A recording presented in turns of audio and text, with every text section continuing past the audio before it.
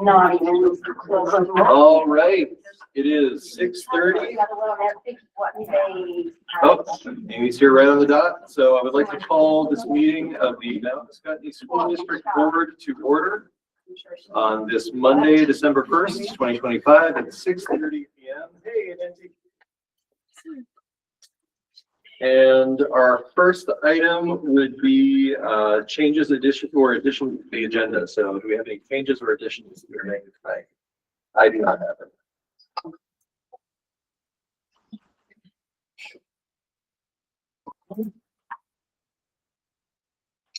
All right, so moving on to item 3, approval of minutes. Because we do have a couple special meetings that I know not everyone was there for all of them, I'm just going to do these individually rather than in a group.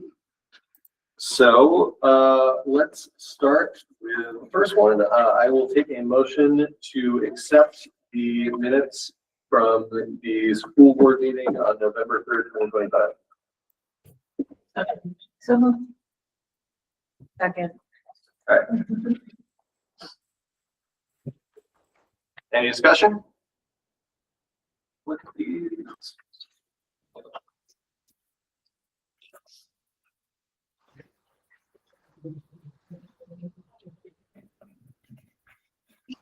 All right, hearing none, I will put this to a roll call vote. Start with the online folks. Bill, are you holding something up? Can I read that? Oh, Hartford canceled. Hartford can, okay. So did Windsor just now. Bill, how do you vote? Aye. Elizabeth? Aye. Amy? Aye. Nancy? Aye. Megan? Aye. And I am an aye, so it passes. Next up, we have, I will take a motion to accept the minutes from our special meeting on November 6th, 2025. So moved. Second. All right, any discussion?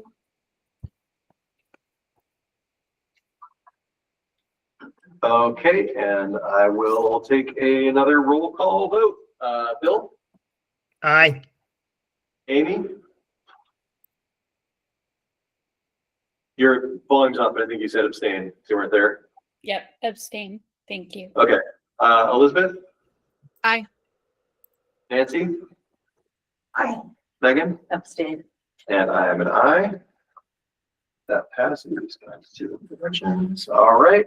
And lastly, we have, I will take a motion to approve the minutes from our special meeting on November 18th, 2025. So moved.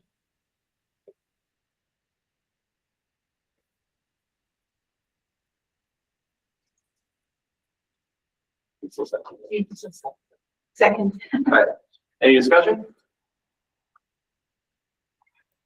All right. Hearing none, I will do a roll call vote. Bill, how do you vote? Aye. Amy? Abstain. Elizabeth? Aye. Nancy? Abstain. Megan? Aye. And I am an aye. All right, so that is also passed. Abstentions. Okay, so on to number 4, which is public comment for non-agenda items and also announcements. Public comment is not legally required, but we believe it is crucial for us to hear from our community members about the concerns over issues. Through these meetings, our board models for our students how to conduct public discourse and that the board and members of our community can approach controversial issues in a civil and constructive manner and can demonstrate mutual respect. Having said that, please note that the board is here to listen. The public comment period is not designed for discussion. Please start by identifying yourself and what town you reside in and limit your remarks to 3 minutes.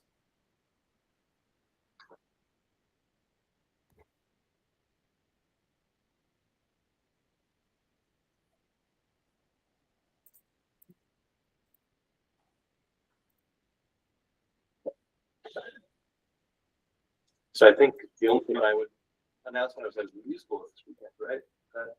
This weekend. Is that correct? All right. Yep. So Friday, Saturday, and Sunday. Friday, Saturday, and Sunday, and it's Mamma Mia, right? Right, yeah. And Check out 2 on Saturday. 2 on Saturday, all right. Pulling out on stops. Well, yeah, check out Mamma Mia, Friday, Saturday, and twice on, well, Friday twice on Saturday, and then once on Sunday. Yeah. Awesome. Okay, any other announcements, public comment? Going once, going twice. Okay, so with that, we will move on to item 5, which is the administrative report. So I'll turn it over to you, Kristen. Do we share? And this one go first? So it's in the link of the budget report. So you want me to just pull it up? Not the budget report? No, the budget, sorry, the administrative report. Yeah.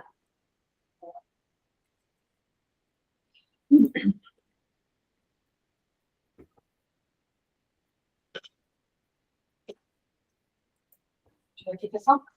Sure. It's been a busy month. November's a busy month on the elementary side.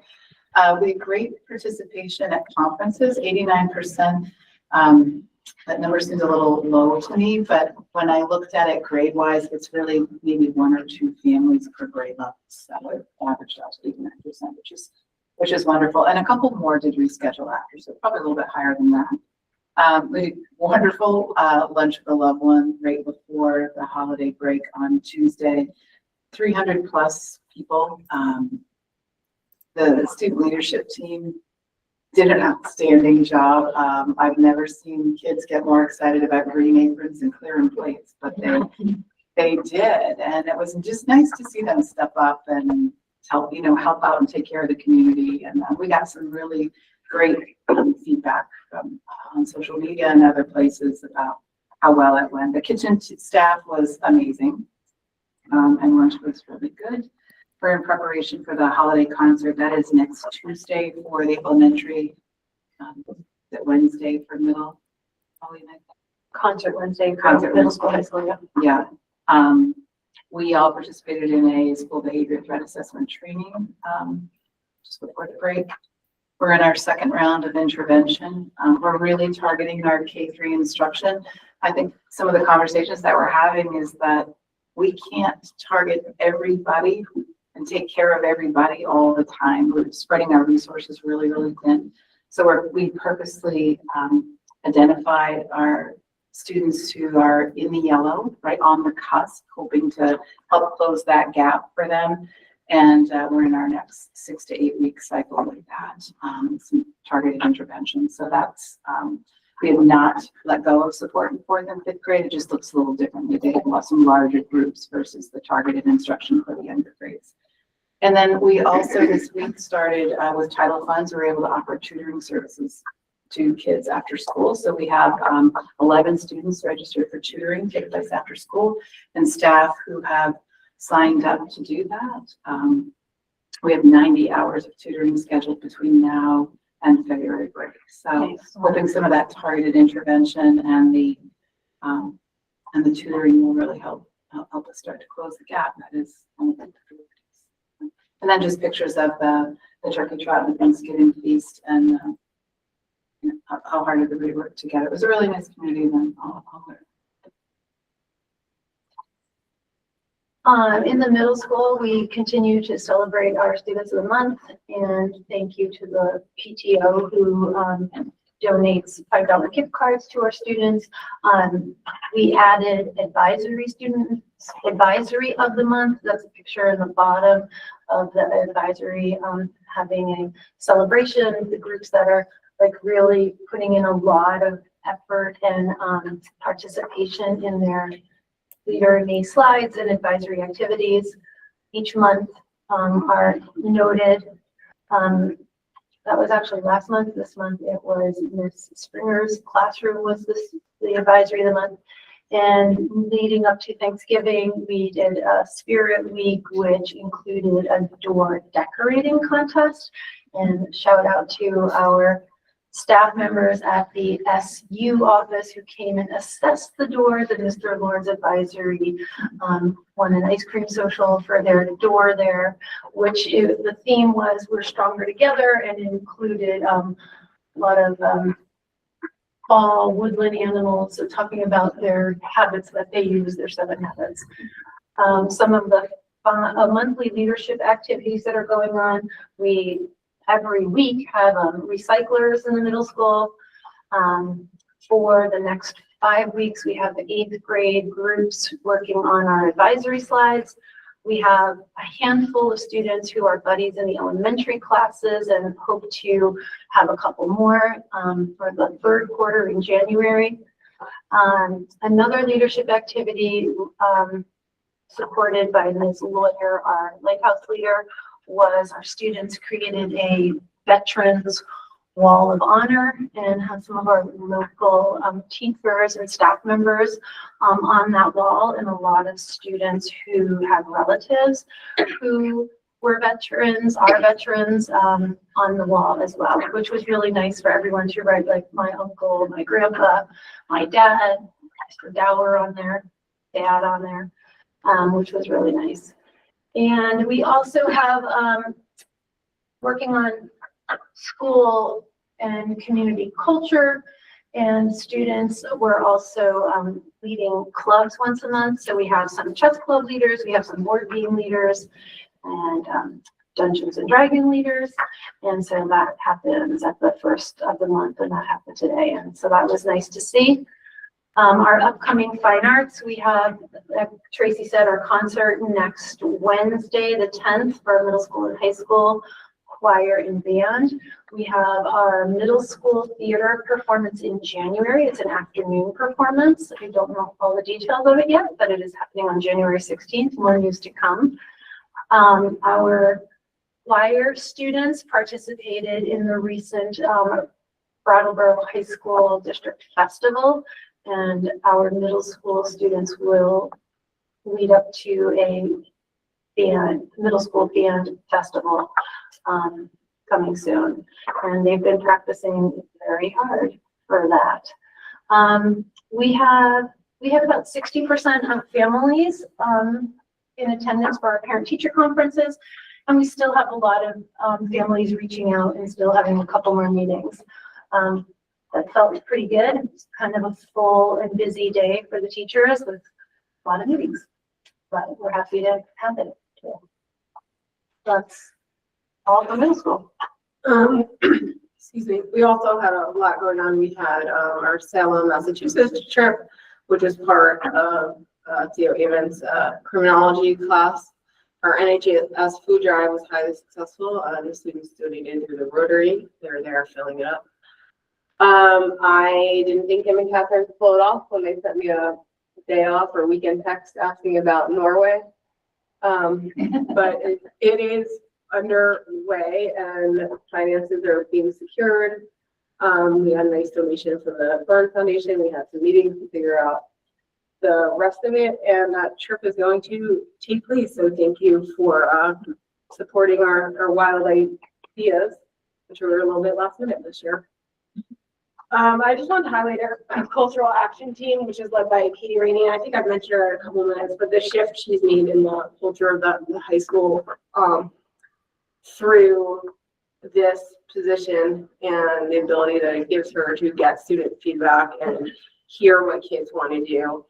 And what we're hearing again and again is that there's large parts of them that still wants to be little kids, and they want to take place in activities that are fun. And that remind them of stuff they did in their childhood. So we had a scavenger hunt right before Thanksgiving. We have a Spirit Week coming up in December. They also helped plan our Sunday school day this year, and we got feedback publicly from the Weathersfield principal that his kids came back bright-eyed and excited to come to Windsor, and that we knocked it out of the park this year. I think it's also telling, if you look downstairs in the senior lounge, they took it upon themselves to decorate the whole place for the holidays, and they put a tree in the center with a box that you take an ornament and you decorate it and you put it on the tree. So it's nice to see little kid activities in a high school. We also took place in the district music festival at Brattleboro Union High School, and that's a shout out to Brian and Becky. You know, Brian interviewed for this job. We kind of gave what our hopes and dreams of what we'd like to bring the band back, and he's been hitting those goals well before I thought he would, and that's been great to see. And we had our annual fall feast hosted by the ACE program, which if you've ever had a chance to come to, you should. Just a ton of pride and gratitude in the room. It's nice to be a part of. Upcoming, we have our holiday bazaar, which if I was forced to pick a favorite event, that would be it. Just because it brings so much joy. It's put on by our NHS, and it's essentially a store where kids can go shopping and they check out and they have all their gifts wrapped by high schoolers that they pick out for their family. But it's not junk, right? It's stuff that's donated from our community that they do a good job of picking through, and they put on a nice display, and money doesn't matter there. And it's just, because they're so pumped for it. When they're walking out of the building with their wrapped pile of Yeah, gifts, like, they are they can't- so excited. They can't wait to get home and, give it to their siblings and their parents. Winter sports started today, which I thought I was missing, but turns out I wasn't actually missing navigating 50 practices. But I did want to highlight that our girls varsity basketball team is planning to go to Westfield State on Wednesday because two of our alumni, Sydney Perry and Sophia Rocket, will be playing against each other. And it's just really neat that we take those opportunities. If nothing else, last year we took a bunch of our kids to a game at Riviera that featured two of our alumni just to get kids on a college campus and see what's out there. It's just a really nice thing that we do here.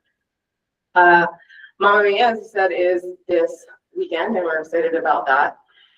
Our concert is next week, and that's 6 through 12, and then we have the upcoming Spirit Week, which is put on by our cultural action team, which should be a lot of fun, and we're looking forward to it.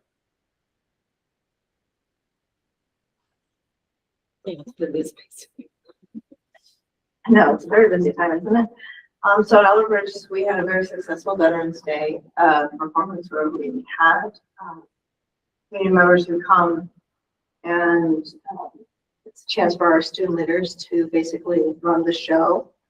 We as adults do very little in the process, and it's a great opportunity for them to just experience giving back and celebrating for somebody else rather than it being about them. And we start the year off that way, which is really it's heartwarming to see so many people come up and show up. I'm just adding this now because the student leadership team led that event, and then they led the Harvest Festival. The Harvest Festival is our version of our kind of lunch with loved ones for this time of year, and we integrate our place-based learning. So as you remember just the different ways that teachers have integrated and students have integrated their learning with the concept of harvest, and ties back to their garden units from the year before. And I'm going to see if I can play this tab for you on our students. I'm not sure how to do volume on this. If I hit volume on mine, is I'm going to set feedback. I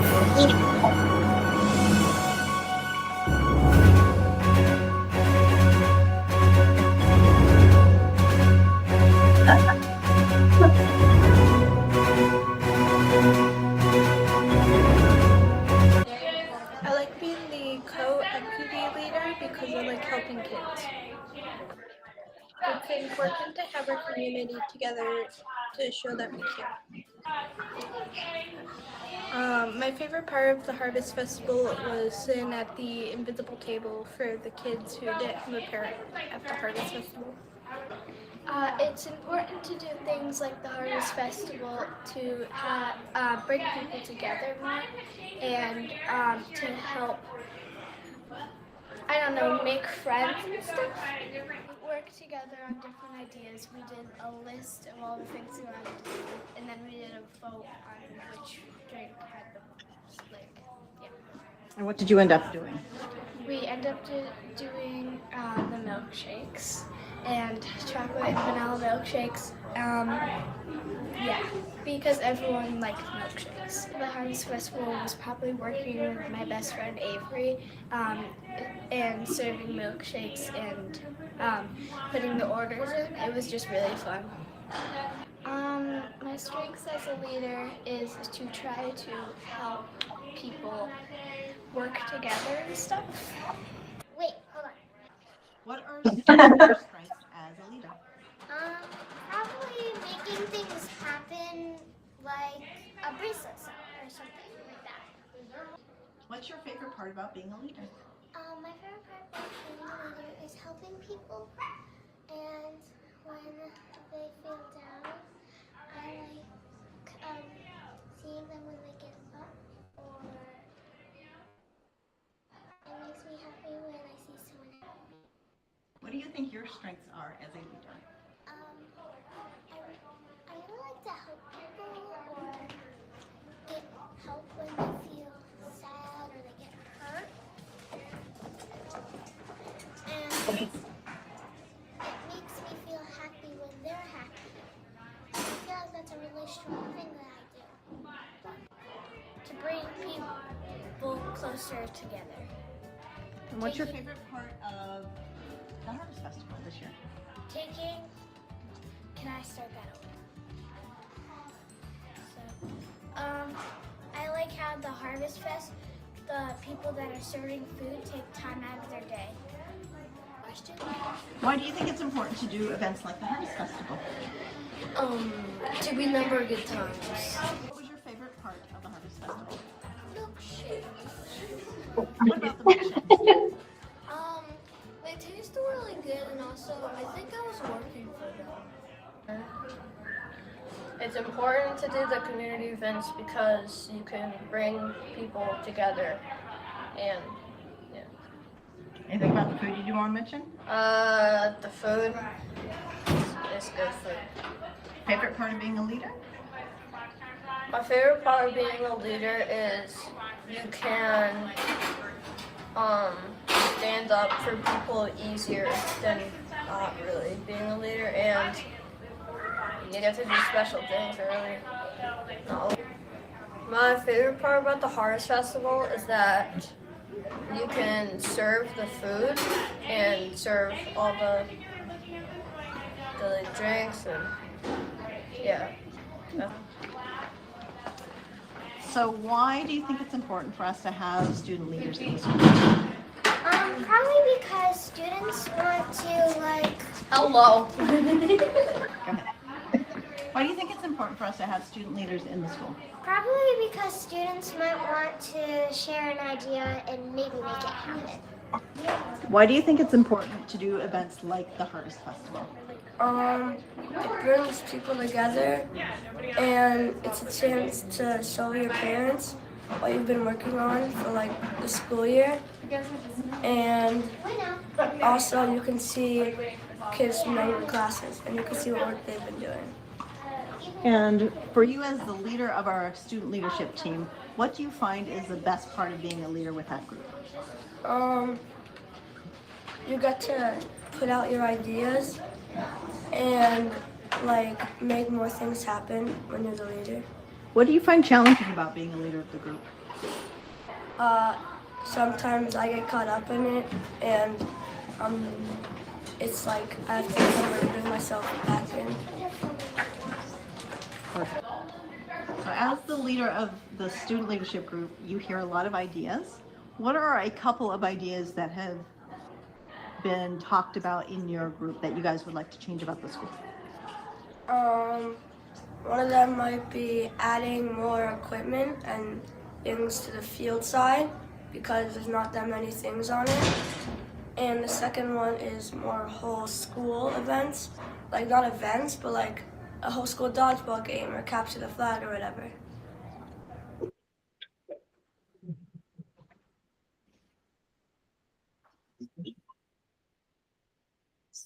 Members of our leadership team, student leadership team. One of the things I really appreciate about the group as a whole is they have a lot of confidence and willingness to advocate for themselves, which I can't imagine having been a third, fourth, or fifth grader and being able to do that with other adults. And I really appreciate that we are advocating for kids to be able to do that kind of work.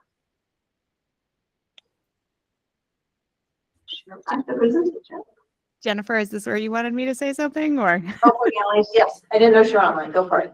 So Alice is the head of our lighthouse, student lighthouse team. That's the wrong slideshow, Jill. Wrong slideshow. Stop sharing that one. while they're getting on it, yeah, our student leadership team this year is doing a phenomenal job to kind of give some clarity for the milkshake. We were trying to discuss what would be something we could do during the Harvest Festival that would be something to like get donations to start raising some funds for activities that these kids like to do. And they went through the whole process of what were drinks they like to have. And we had things like Shirley Temples. We even had some kids who were like, that fancy stuff that you have at weddings that, we can have that are, not adults. So, obviously like the fake champagne stuff. And just like a whole list of like different things. And then really started to talk about like, is that doable? What kind of work does that potentially mean you have to do? And these kids went with milkshakes, and majority of them gave up their recess time, made them so that they were ready to go. We had one person who was like the milkshake overseer, and they helped divvy out jobs and where to put it. And it was phenomenal. And it was so much fun to get their feedback. We did it the Monday before Thanksgiving break, and just like the things that they already had started to problem solve it was great. They're sometimes very hard to get back, as our president Love said, but they are really just such a great crew, and I couldn't be more proud of them. Thanks, Annalise. Appreciate that. The Leader in Me approach really does help children find their value and what they can bring to the table. And regardless of who you are in our schools, they find their voice, they find their value, and I think that's a really important part of this process. So I'm really grateful that we have this approach moving forward with our communities. So the music position, we were able to hire somebody who's now 0.4, so that's super fantastic. I am looking forward to getting back 20% of my week, traditional planning time. But just kind of going down to the upcoming events, our holiday music and arts concert that is coming up on December 11th. Just wanted to like mitigate the fact that we've had 3 people sort of work with these kids on a concert, and the guy doesn't actually start until this week, which is a week before the concert. So it'll be super entertaining to see how people come together and the flexibility that the students and the teachers and the community members share with us. Come December 11th, 1 o'clock or 5 o'clock at the town hall. Super excited to have our town hall in collaboration with us. It's been a while since it's been easy to kind of connect with the town hall in this way, and it just makes it special for the students as a much better performance facility than the standard gym. So super excited about that. Wanted to send a shout out to our Skip, our PTO version for the ice rink. They purchased it. They're buying a shed to store it in, as well as all the skates and helmets that go with it. And they've just been really moving forward and trying to bring back this culture of an ice rink, which when I came here 13 years ago was a pretty well established thing where the parent organization did a great job of like it up, taking care of it, making it happen. And then the kids learned to skate, like all of our kids learned how to ice skate. And it's really cool because I just heard that 2 of our former students started a club at Fitchburg State where they're students. They started a club for ice skating, or for not ice skating, but ice hockey. And they're actually moved to the point where Fitchburg is now announced that they will start an ice hockey team through that process. So that's advocacy, right, in action and making a real difference in communities. So that's exciting. And then the other thing that's coming up for us, a big thing, is our solstice celebration on the 19th, where we're putting out just a whole bunch of areas of celebration and traditions that connect a lot of the different cultures of celebration this time of year. So if you're interested, stop by in the morning on the 19th before early release day and share the joy.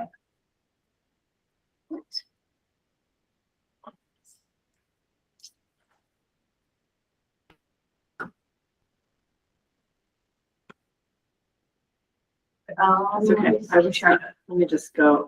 I think I was next, Jen. Okay. Yes, you are. All right. Love that. Sorry. Yes. All right, just briefly, I have the Mount Escutney School Board District Quality Standard scores. So these are from the specific to the Mount Escutney School Board. I was asked to bring these to you tonight. These are on the governance standards. So 113.1, you scored, everyone's consensus was proficient in all three of these areas. So an inclusive process to invite and incorporate community input into the vision goals, annually setting goals, measuring them, and monitoring student academic progress and wellness. On 113.2, there were a couple areas where board members thought you were approaching, and 2 areas where people rated proficient. So those were board annually assesses its performance, including adherence to agreed protocols, processes, and policies. That is proficient. Annually reviewing whether and or how its actions and contributions have impacted the school system's progress in meeting goals. That's approaching. Annually evaluating the effectiveness of community engagement and public communication efforts is approaching. And the final one was the board undertakes its own continuous learning and development and provides members with opportunities for ongoing training and support to maintain and increase their skills and understanding. That was proficient. I'm sorry, somebody's trying to get into the meeting, so let me just. All right, the final one is 113.3, proficient in all areas, which is adopting and revising policies. That's really done at the SU level, but we do it. Ensures its annual budget aligns with its stated priorities and provides an equitable distribution of resources to help meet the needs of our student.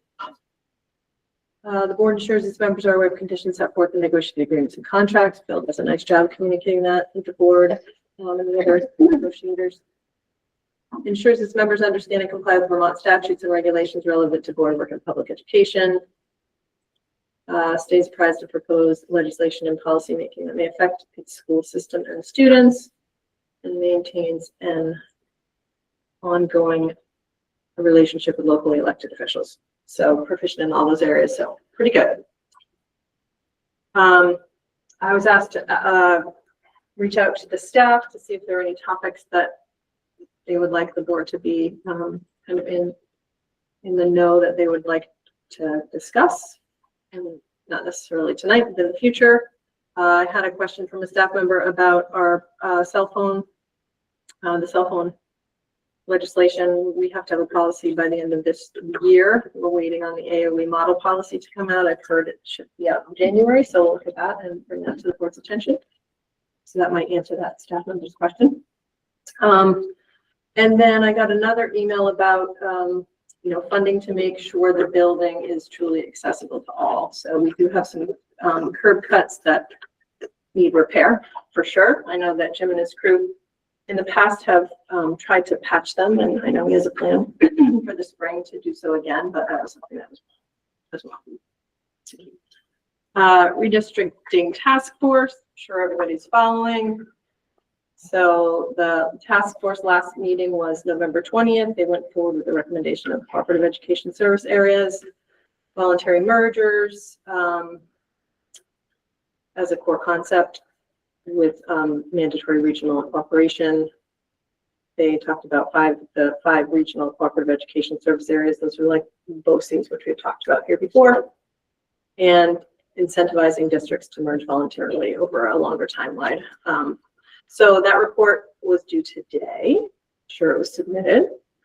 The legislature, they received the report. They get to accept it, reject it, make their own maps. We'll see what happens. Certainly, they have mentioned without the plan of an approved map, the funding formula, is in limbo. So those are the updates for the redistricting task force. And Elizabeth put the final report in the chat. Thank you, Elizabeth. The next thing that we have for you tonight, it's under items for discussion. So Davis, I'll let me know if you want me to share it now. Is there more of the administrative report? That's it? Okay. Yep. Well, if that is it to the administrative report. Elizabeth, if you have a question. Elizabeth? Yeah, hi, thank you. What was it? Can you go back? Oh, I was wondering, Christine, since our supervisory union signed on to the BOCES going all the way down to the state line, can you give us an idea of what progress you all have made on as being now a part of it? We are a member of the BOCES, the South Vermont, I'm going to forget the name of it, this official name. We are, have our articles of agreement. They have gone to the agency for approval.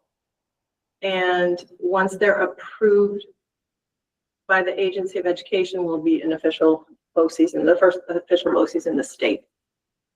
So that's where we're at. I know that the director, Jill Graham, was waiting on different boards in the Southeast region to sign on, and that process was completed right before Thanksgiving break. So she's ready to submit the articles of agreement and all the members to the agency. Thank you. Yeah, you got it. And she'll come to any meeting if we want to have more questions with her. She's pretty skilled at what she's doing. So let me sure I have the right. Sorry, Kim, getting ready. We're fine. All right. There we go. So the end of the administrative report. So we're on to items for discussion, followed by motions if needed. And 6A is flexible pathways report. Kim Gogan, so I'll hand it over to you. Sure. You want to move forward? I'm assuming everyone's familiar with flexible pathways since I've been here pretty much every year, which is great. I appreciate you guys having me back and giving you an update. Last year was pretty cool because they did like the 10 years of flexible pathways conference, which was really eye-opening. And so that this is some of the stuff from there, kind of like really got to see what was going on around the state and what wasn't going on, kind of like lots of initiatives, whether it's PLPs or proficiencies. You know, there are some that are doing it more than others, or more concretely, I guess, and involved. So flexible pathways is a big concept. It you know, it has to do with Hartford and our tech centers and career and tech education to enrollment. It also has to do with like alternative education for students, and as well as extended learning opportunities and work-based learning. So to give you an update on all of that is a lot, because there's a lot going on when it comes to flexible pathways. Can you keep going, Christine? But we're doing it. This is similar to last year. Again, at all the conferences that we're doing, I feel like sorry, I spent all day at a PLP cohort meeting in Waterbury, and my brain is absolutely fried. So I apologize. But so we're doing it. I think I interacted with Brian Parkman at the state level a lot, who seems to give out my name and reference our school as somebody that really, as a district that really, you know, has embraced Act 77 and sort of all of the different pathways of flexible pathways, from career exploration and work-based learning, all the way, you know, of course, to enrollment, but really allowing kids to have that choice, even independent studies and extended learning, and honoring the learning outside the classroom. I just want you to know that when I'm out and about, like, I feel like we are really doing that really well, you know. But that's not just because of me, it's because I have the cooperation of teachers and admin and, you know, the backing from you guys and all the support to be able to do the type of stuff that I think Act 77 was intended to do, and that we've embraced it and we've seen the value of it. And so, and it has kind of evolved over time because, you know, we've tried some things and then like, okay, where are kids really finding value? They're finding value in being able to do work-based learning and internships and summer programs like Governor's Institute. And that's really helping them personalize their education through enrollment, and whether it's our in-house classes or ones that they take online or through River Valley, that's really allowing them to personalize their education. One thing I wanted to highlight this year, you can keep going, some stuff that we're doing this year more of is sort of career exploration. There was a shift this year from like the traditional capstone for those of you that have had a child go have a capstone or been to a capstone for a presentation, to it being all a career pathway project, which is really great. So that's like their junior, senior year. That's also when some kids are following that career and technical pathway. And so I strategically really tried to increase the amount of career exploration opportunities and really encourage our 9th and 10th graders to take advantage of those, whether it's getting kids out to visits, company tours, job shadows, because you're not just going to all of a sudden jump into an internship. You're not just going to decide to go to Hartford. Maybe you had an idea of what you wanted to do, but not all kids, they kind of need to be exposed to like all of these things that they don't know are out there. And what I really like is, you know, we're at the point where they're coming full circle. You know, they're informing projects, they're informing choices, they're informing Hartford decisions and other career and technical centers.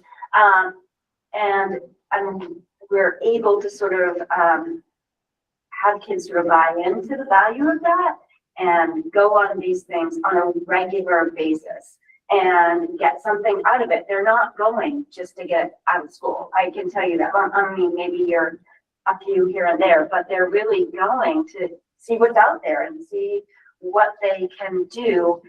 And I think that is the connection that we've always been looking for between academics and post-secondary whatever, is making it authentic. And if they can better understand what they're going to be doing and making for post-secondary choices, and even their junior and senior year choices, whether it's an internship or work-based learning, then they're going to find value in the other academic classes. It provides meaning for them. And we've seen that.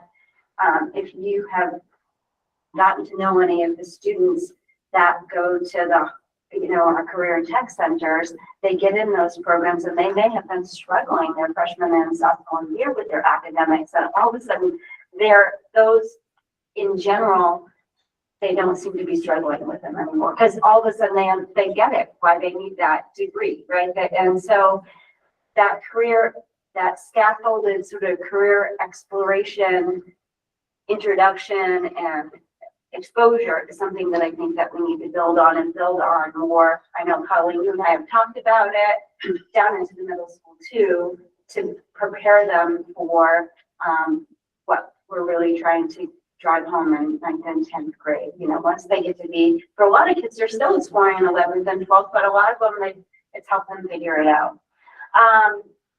Can I add something? Oh, please. I just want to say, one of the things that's really great about our flexible pathways is when you see the pride and the confidence and the calm of the students who do those internships and get to come back and say, oh, Ms. Godin's helped me get my certificate as an LNA, and this is what I want to go into doing. And having the support of Scutney, Dartmouth, local nursing homes, and having students come back with that confidence and pride is quite impressive. And I mean, we live in a small community. I mean, luckily we have the Upper Valley and we have some other, you know, we have Claremont and the surrounding area. I wish we had more. I mean, that's not for Lincoln. That's, I think, one of our biggest challenges though, is we don't have more things for kids to do like internships, but we work with what we have and we keep trying to reach out and expand. So I wanted to just share a little bit. I'll go quickly because I know you guys have a lot. If you can keep going, Christine. This year, these are the trips that we've been on so far. We've been to several career fairs, the New Hampshire Automobile Association, Women Can Do, which is always really popular. There was an allied health career fair, manufacturing day with American Precision Museum in Wayland.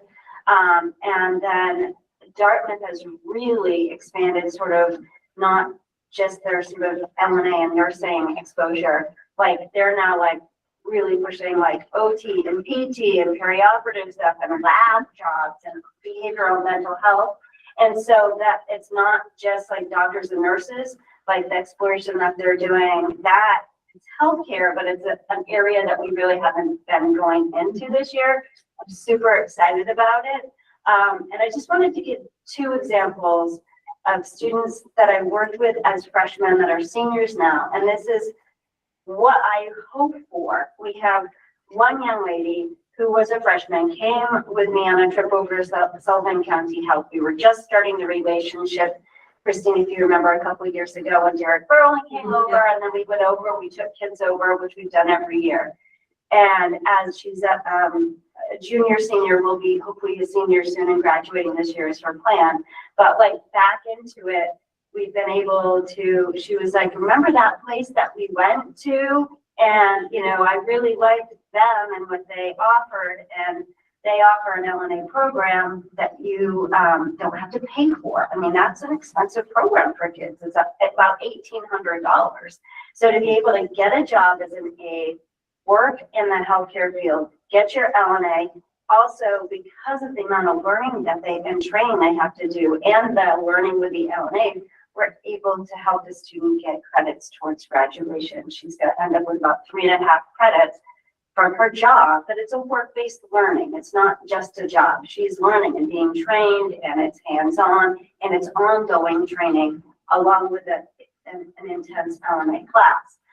So that's one. And then another senior boy came with me over to Claremont to Preferred Building Systems.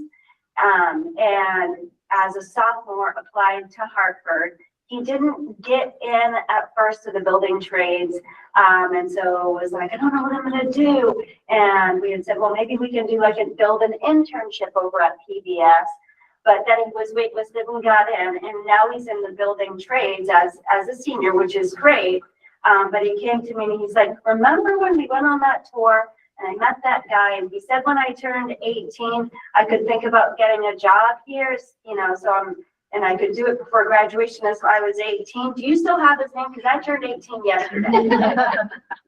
What? Yeah, of course I do. You know, that's cool. That's like, he's been thinking about that. And that's not going to happen with every kid I take on a trip. But if he didn't know about PBS, he didn't know, you know, I think it helps solidify, yeah, I really do want to go into the building trades. And now I have these skills and now I can get a job at a really cool place that had great benefits that Ms. Gogan said, you know, would be a good career starter. So those are the types of things that I'm hoping that these trips that we're taking kids on and taking them away from their academics on a regular basis actually help kids figure out what they want to do and help them, you know, find their pathway through school and also after school. So if you want to just breeze through the pictures, there's I've started doing a newsletter that goes out and a parent update, and I have been trying to highlight this for parents so they can see what their students are doing when they're going on all these trips. This was Women Can Do. You can see the kids are doing so many great things, welding and playing in machines and playing firefighters and going up in the trucks. These are the experiences up at Dartmouth. This was the nursing day. And they're hands-on experiences. They're getting in and doing the things, poking the needles into the arm and all of that sort of stuff. You can keep going. This was the New Hampshire Automobile. They got to listen to a panel of mechanics about pay structure and different options in the pay field, but also they got to sit in really cool cars and, you know, it just gets them thinking about what do they want to do when they grow up. Again, Dartmouth, this was the perioperative day, learning how to suit up. They're actually playing with some of their training equipment in that top left picture on how to do orthoscopic surgery, I believe. Sorry, I'm not the healthcare professional, but it was like, these are the sim tools that they use for their residents, and they're allowing our students to play around with them. And if you keep going, there's Waylon. We've got a full tour of the facility, and, you know, talked about like how they like families and kids of families, and like work ethic, and how, you know, if they had relatives there, they wanted them there because they know that, I mean, it was just kind of cool because a lot of the kids did. These are big companies in our area, you know, same with like Hypertherm, which we'll go to in the spring, and even now Beta Technologies, we'll keep doing these. So, yep. And then again, this was the PT and OT day. So just wanted to share some experiences. And some kids figure out it's not what they thought it was. And it's not for them. I'm looking at this one student here that's like, I don't know what I thought physical therapy was, but that wasn't it, and I don't think I want to do it. Great. Next, come on the next trip down. So, yep, that's my update. Any questions? Great. Elizabeth. Thanks. Thank you so much, Kim. That was really great. I have a bunch of questions. I hope it's all right. Okay. First of all, I want to ask about the 10-year celebration. I think you've been in that role for 10 years, have you not? I have. Yep. Excellent. Congratulations. Thank you. I was wondering whether did you say that that Windsor is held up as kind of exemplar for what flexible pathways can do? Yes. Do you have can you give an idea of, like, I know that in the Northeast Kingdom, they use flexible pathways for online classes and stuff like that, more than they do for career readiness or career exploration. Do you have an idea of what they use flexible pathways for in other parts of the state? It kind of varies. So in the past, I think I've shown like the big wheel that has all the different components of, you know, what's considered a flexible pathway. Yeah. And my feeling is that we've embraced all of the cogs of the wheel. And I think that's what makes us sort of separate. I feel like a lot of the schools, I can't think of any specific names, really have honed in on one of them and maybe doing like work-based learning really well. And they have a work-based learning coordinator, but they're really not, you know, doing extended learning opportunities, or that's not, you know, that's like a class that can sign up for that. They're able to do these work-based learning things through this class, or even an alternative high school, but they don't really talk about all of the different cogs. I think that we've just embraced that ability to be creative with credit for all outside opportunities that meet proficiency. Whereas I find that, and I think other schools have as well, like Hazen's one that has work-based learning, but they also have a flexible pathways coordinator. And so they're another one that I'd say, you know, the state refers to as a model Act 77 flexible pathways school. How many districts, do you know how many districts have flexible pathways coordinators? Not that many. This came up in conversation last year, and I think it was less than 15. Well, that's unfortunate. I've got a question. Like, if somebody wanted to enroll at the cartoon school or cartoon institute, or have an internship somewhere, how do you handle transportation?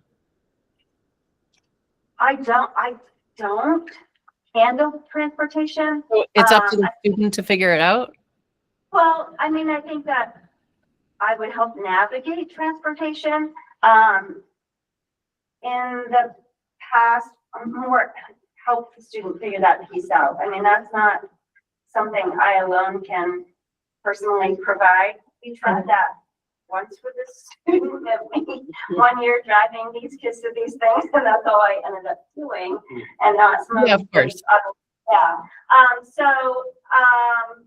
We're, again, you know, we don't have as many opportunities as some of the larger metropolitan areas. We also don't have that public transport, but I've worked with families to use the micro move. We've had families that have used that to get to some of these experiences, carpooling, but sometimes transportation is a limiting factor because of where we are. Does the does Flexible Pathways extend down into the middle school, or is it only open for high school students? It absolutely can. We've talked about it. I think part of that is like, it's so connected to the PLP and proficiency work, which is sort of all been a work in and is still work in progress.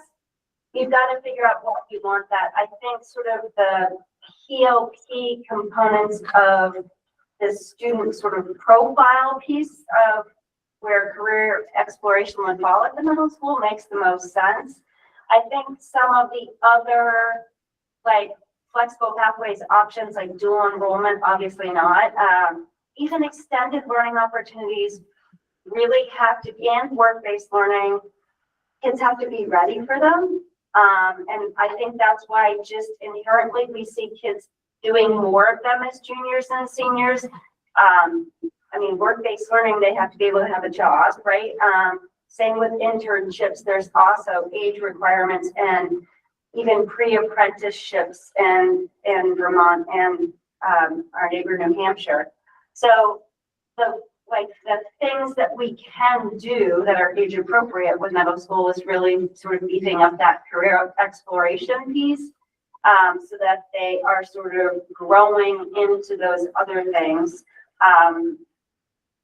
I was thinking more like the special projects that they might undertake, or taking an online class, or something like that they could do as part of their regular school day. I just wondered whether that was something that could be arranged in middle school, or if it was only open to high schoolers.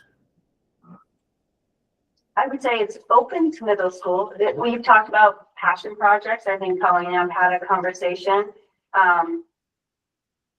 It's what is it going to look like, and what is the outcome we're going for, and how does it scaffold and build up into what we're going for in high school. And so I just have one more question, I promise. Yeah. No, you're fine. Can students take classes anywhere in the world through Flexible Pathways and get credit for them? Or do they have to be through another school, or? Yes, except for, I'm not going to say blanket yes. Like when a student has an interest, like an online class, sure, especially if there's a teacher and a grade, that's easy. But when there's an opportunity that could fit sort of what we have outlined and meets the criteria of Flexible Pathways, we kind of look to make sure that it's what we're looking for in terms of meeting either proficiency and or portrait of a graduate. And so I feel like part of my role is this vetting process. So I'm not going to go yet like, yeah, anything, because that's not true. Because I've had people come to me with some things that are like, well, I don't think that really fits here. There's not learning happening, or there's not learning that we can measure through either the portrait of a graduate or proficiency. So maybe, I guess, is the right answer for that. Does that help? I will. I The reason I'm asking is that I've had a couple of parents ask me in the last, I don't know, I don't have a sense of time about when they ask me, but I've had a couple of parents ask me about AP classes, and I've said, no, we don't have AP classes per se, but a student could take a kind of advanced class online and get credit for it through flexible pathways. And I want to make sure that I'm not misinforming. You're not misinforming.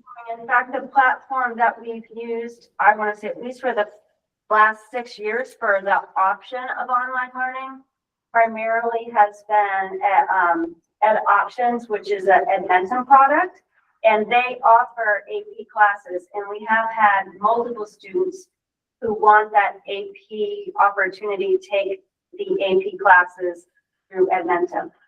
It costs us a lot of money to do that, but it's a pretty hefty price tag for us to absorb, but we've been able to manage it. I think if we were to promote that, we might want to talk about how much that's going to cost us. But it's available to us through the platform that we're using. We have a lot of kids that come with interest, or there's not an elective here that we have, and we have a lot of kids that do medical terminology and even just a generic career exploration and content specific classes that we don't offer here on that platform. But they have a full catalog of AP offerings.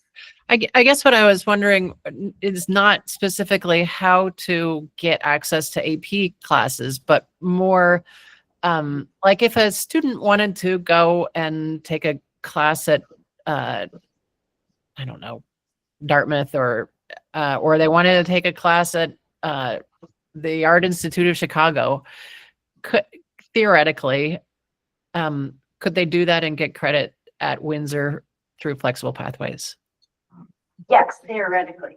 Yep.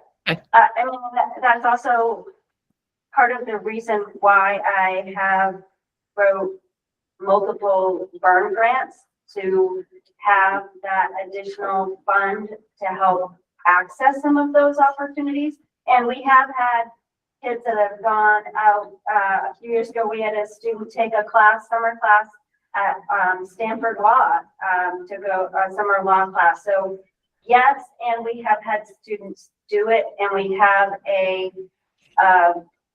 grant funded scholarship to help students with some of the funding. It didn't pay for all of that experience for the student, but it did help contribute to it. Okay, thank you. Thank you so much. I really appreciate your patience with all of my questions, and congratulations on your 10 years, and thank you so much for all that you do. I know how hard you work at this job, and how your dedication to like being flexible yourself to make sure that that it all works for students. So thank you. Thank you, Elizabeth. Amy, you have your hand up? I do. So Kim, again, like Elizabeth said, congratulations and thank you for all the work you do, because I know that Act 77 was passed a long time ago. And it took a long time for people to understand and to grasp all of its possibilities. There were a couple of schools that were early adopters. I don't know if they're still doing their programs. I think it was like the Renaissance program or something at Winfield, I think, that students could create their own semester experience, and they would take subjects like social studies and create their own experience, like either with work or travel, and show everything that they were doing. And present or create presentations, which then they would share with different organizations or the board or administration and get a full semester credit in different subject areas. And I was so excited when I first learned about that. What feels like 200 years ago. But and then Winooski was also an early adopter with actual business opportunities. There were kids who were creating their own businesses through their high school experience. And I thought, oh my gosh, Windsor could do this. So I'm so glad that we are up there as far as an exemplar school. It's taken a really long time. And I truly believe that if a child wants to do something and has the support to create that plan, that there isn't anywhere in the world that they can't go. And as for Elizabeth's question, and just a question of my own on Dartmouth, students from Windsor have always had an opportunity to take Dartmouth classes at a certain point in their high school career. Is that still true? Yes, Dartmouth still has their community program. Yep. We don't find a lot of students taking advantage of it because the way the Dartmouth community program is structured, they have to wait until after the Dartmouth ad drop, and it ends up being like 2 weeks into our semester and waiting to see if they're able to take this class. So in the meantime, we've built a schedule with like a big block of time free with no classes, so they're able to travel. We have an idea of what they want to do, but it takes a really long time for them to find out if they can do it. And for the right student, for a senior that had like a half-day schedule anyways, it's ended up working out, but it's not something that we can plan for in advance, like, and count on the spring before or that even that summer. You really can't count on it until they say, yes, there's an opening in this class and you can come. But they do still offer the school community program, and once in a while it's like the right fit for one of our seniors. Yeah, that's great. I know that my son, it was a really amazing opportunity for him, and he was able to use the math classes that he took his senior year. They transferred to be college classes. He got the credit for that as college credit when he went into college, and ended up tutoring other students. He was a freshman and was tutoring other freshmen on the classes that he took as a senior. So, I mean, just the opportunity, again, there does have to be planning and school support and family support, but it's still just an amazing opportunity when a student is able to do it. So again, thank you for all that you do, and just giving all the opportunities that kids have to make a plan for their life and do really good work. Thanks. Thank you. Okay. Thank you, Amy. And I don't know that I have much more to add on top of all that great input and praise. So congratulations on 10 years. I really appreciate you sharing everything that's going on in that program. Amy, one more quick thing and we can move on. Yes, one more quick thing. I see that Miss Psyche is on this meeting, and I want to thank you for all that you have done for the math program at school. All right. Thanks, Amy. Yes, thank you very much. Thanks. Great to see everything our students are doing. Anytime. Always look forward to seeing it. All right, so we are on to our next item, which is staff input on topics for discussion and upcoming events. I think this was covered during the administrative report. Yep. In those two things, so we can move on from that, and I'll, when we get to setting the next agenda, we'll talk about where those are going to go. All right, item C, FY27 budget. So the way I would like to do this, because I know there's going to be a lot of discussion about this, is let's start with Larry's going to present the budget. We have some information to share first. Okay. Yep. So we have information to share first. Yep. Larry will present the budget. If anybody's online or here from the Budget Advisory Committee, I'd like to, just hear from you as part of it. And then open it up for comment, if folks have comment, and then move on to board discussion. All right. Yep.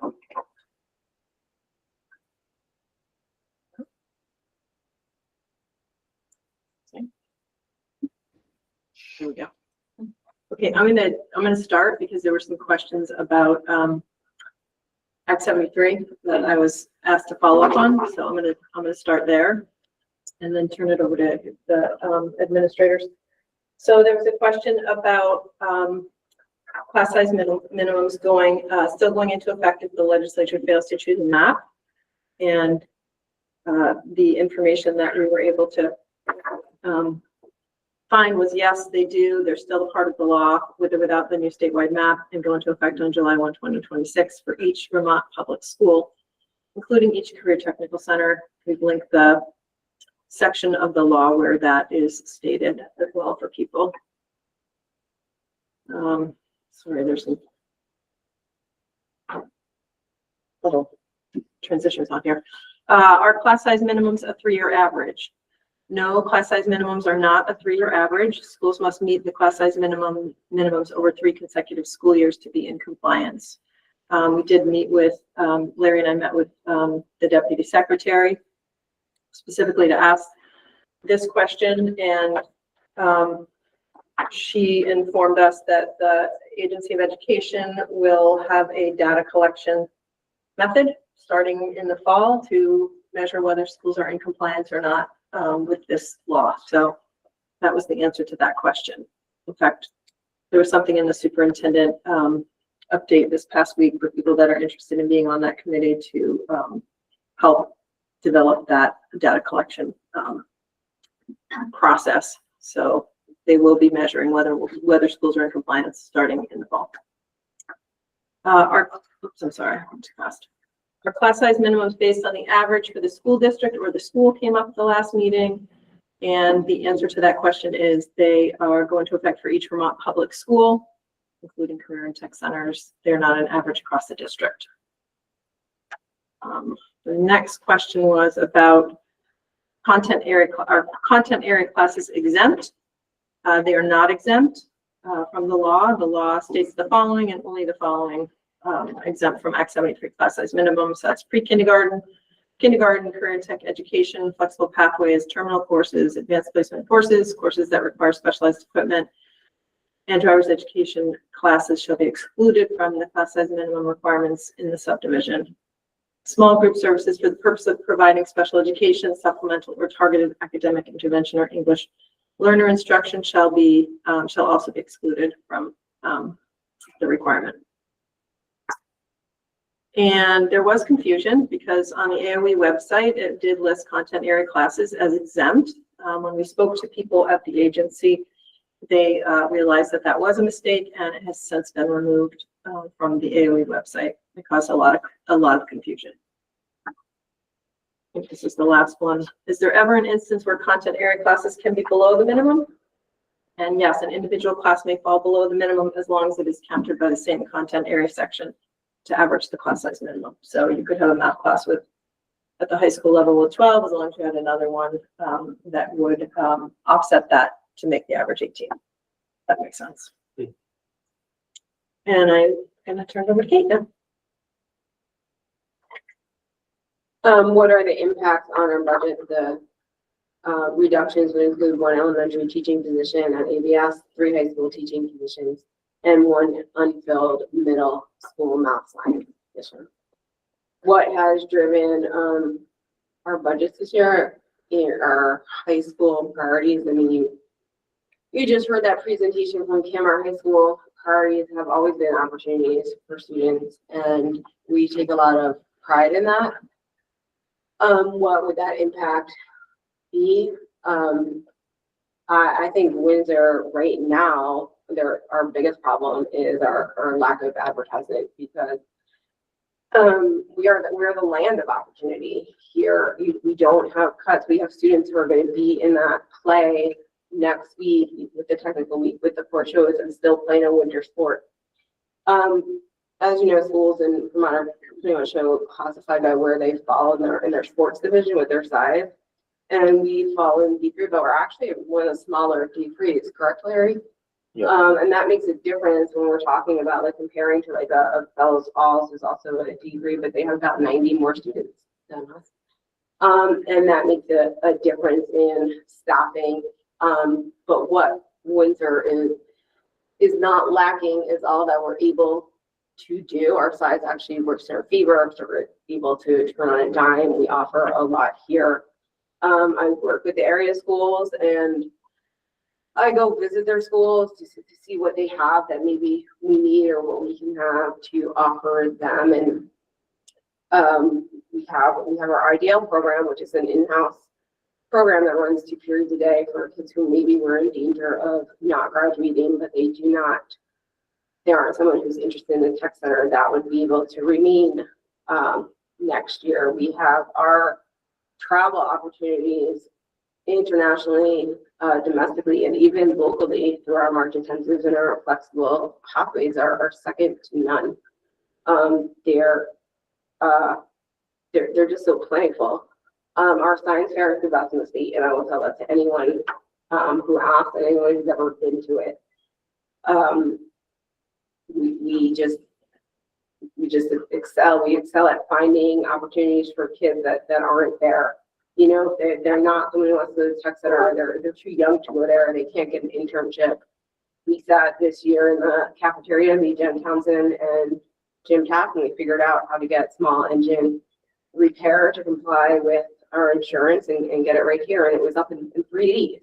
So there's benefits of small schools and a small community, and a load of opportunity, and that's coming from a person that's put 4 very different kids through this high school.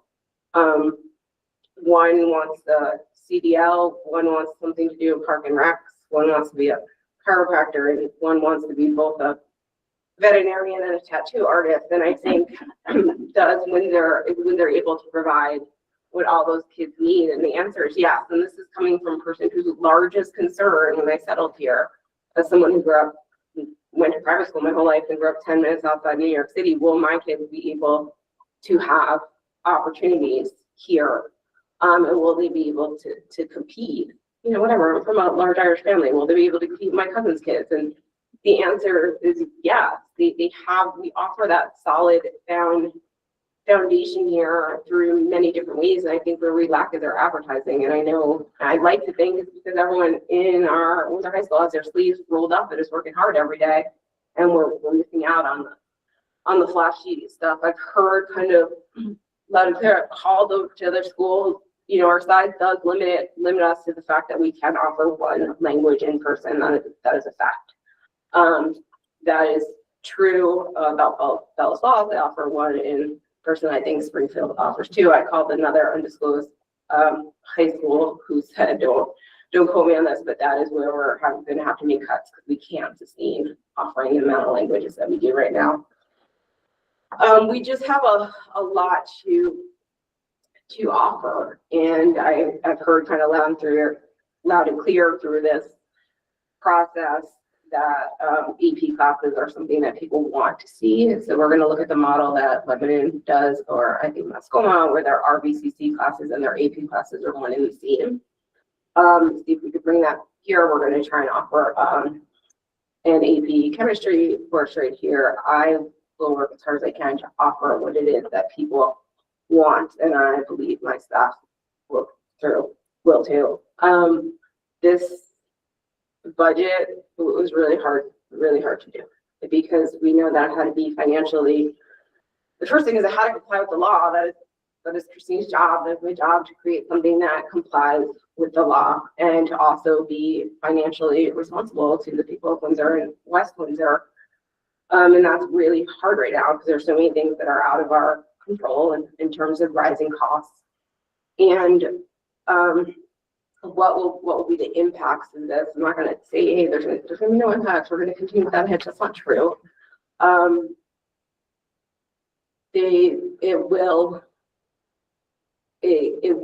still be able to offer honors classes. We'll still be able to offer the IDL. We'll still have our robust, flexible pathways. If I had to be honest and see that my largest worry is our science department because they are so great and they are going to take a big loss in this. If you could see, I think Larry will show you how we came up with these numbers of what our staffing should be for each department. And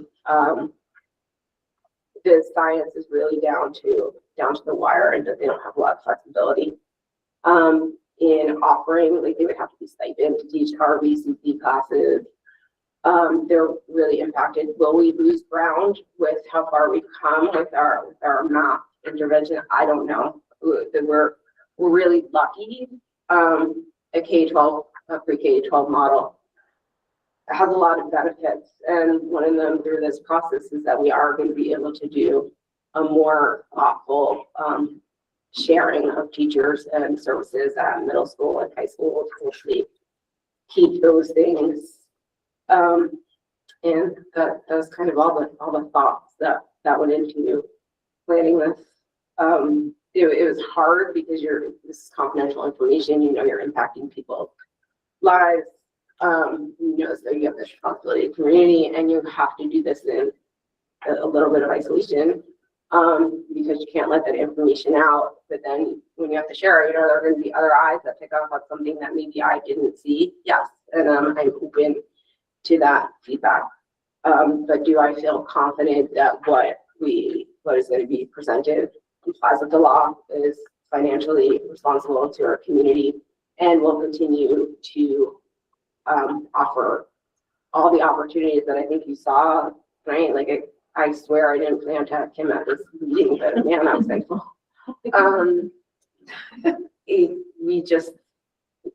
Windsor, we're like the little engine that could. We can compete with any school in this state if given the opportunity, and we are embracing that changing culture every day. That feedback from Weatherfield about our sending school day this year, like I'd like to do a better job at advertising, getting the numbers out there, sending school students are highly successful here. They're captains on our teams, they're winners of our science fair. So it's not like, we have geographically, we're surrounded by choice towns, and we are one of the only schools that are that. That's a hard position to be in.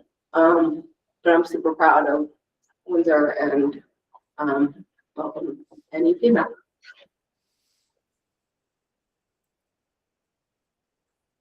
School. Oops, I'm sorry, Kate. There you go. So I think you. The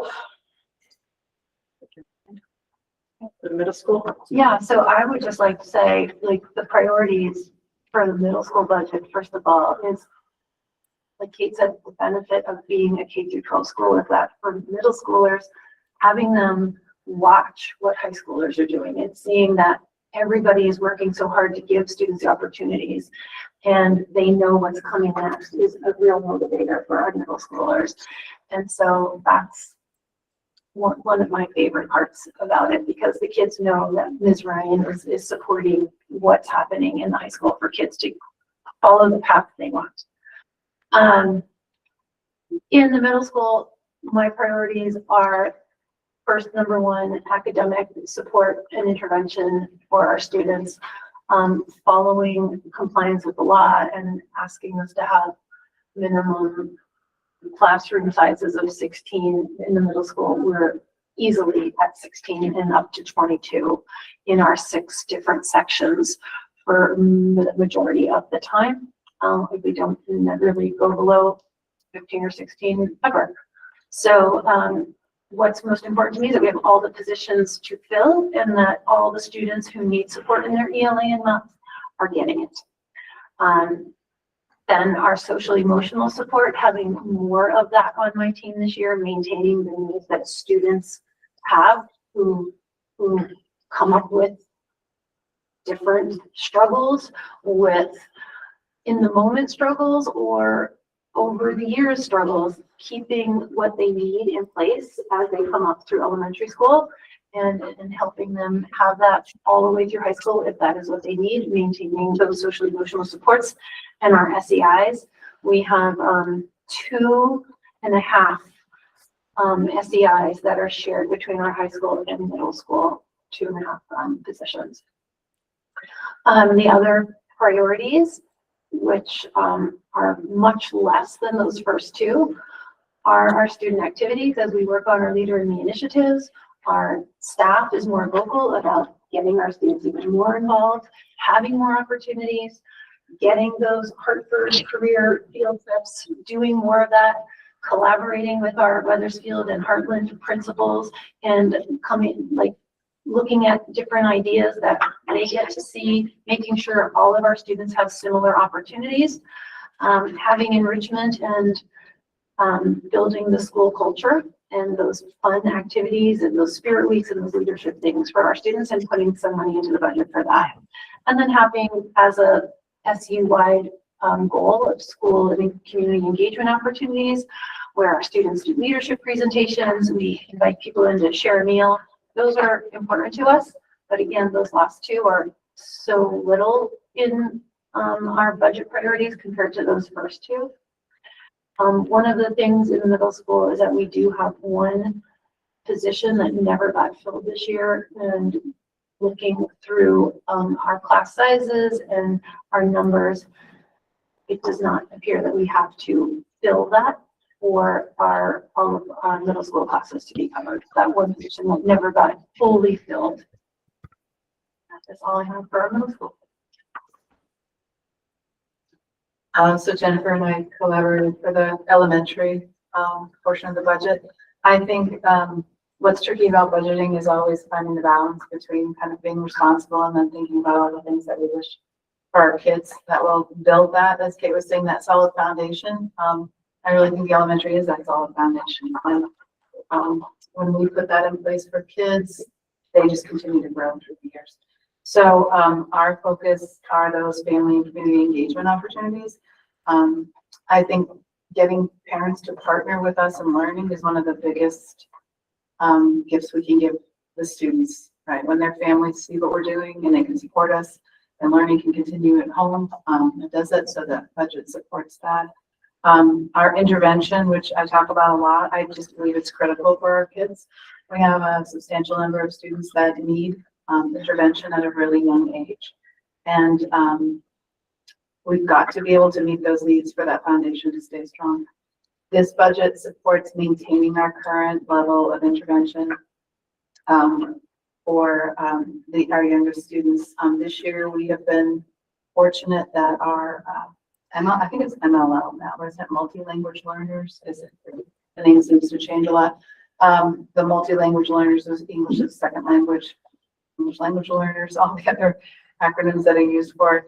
This year, the numbers in that program dropped significantly, and we were able to use the time that was left in that position, which currently is not locally funded, and provide more intervention to some of our younger students.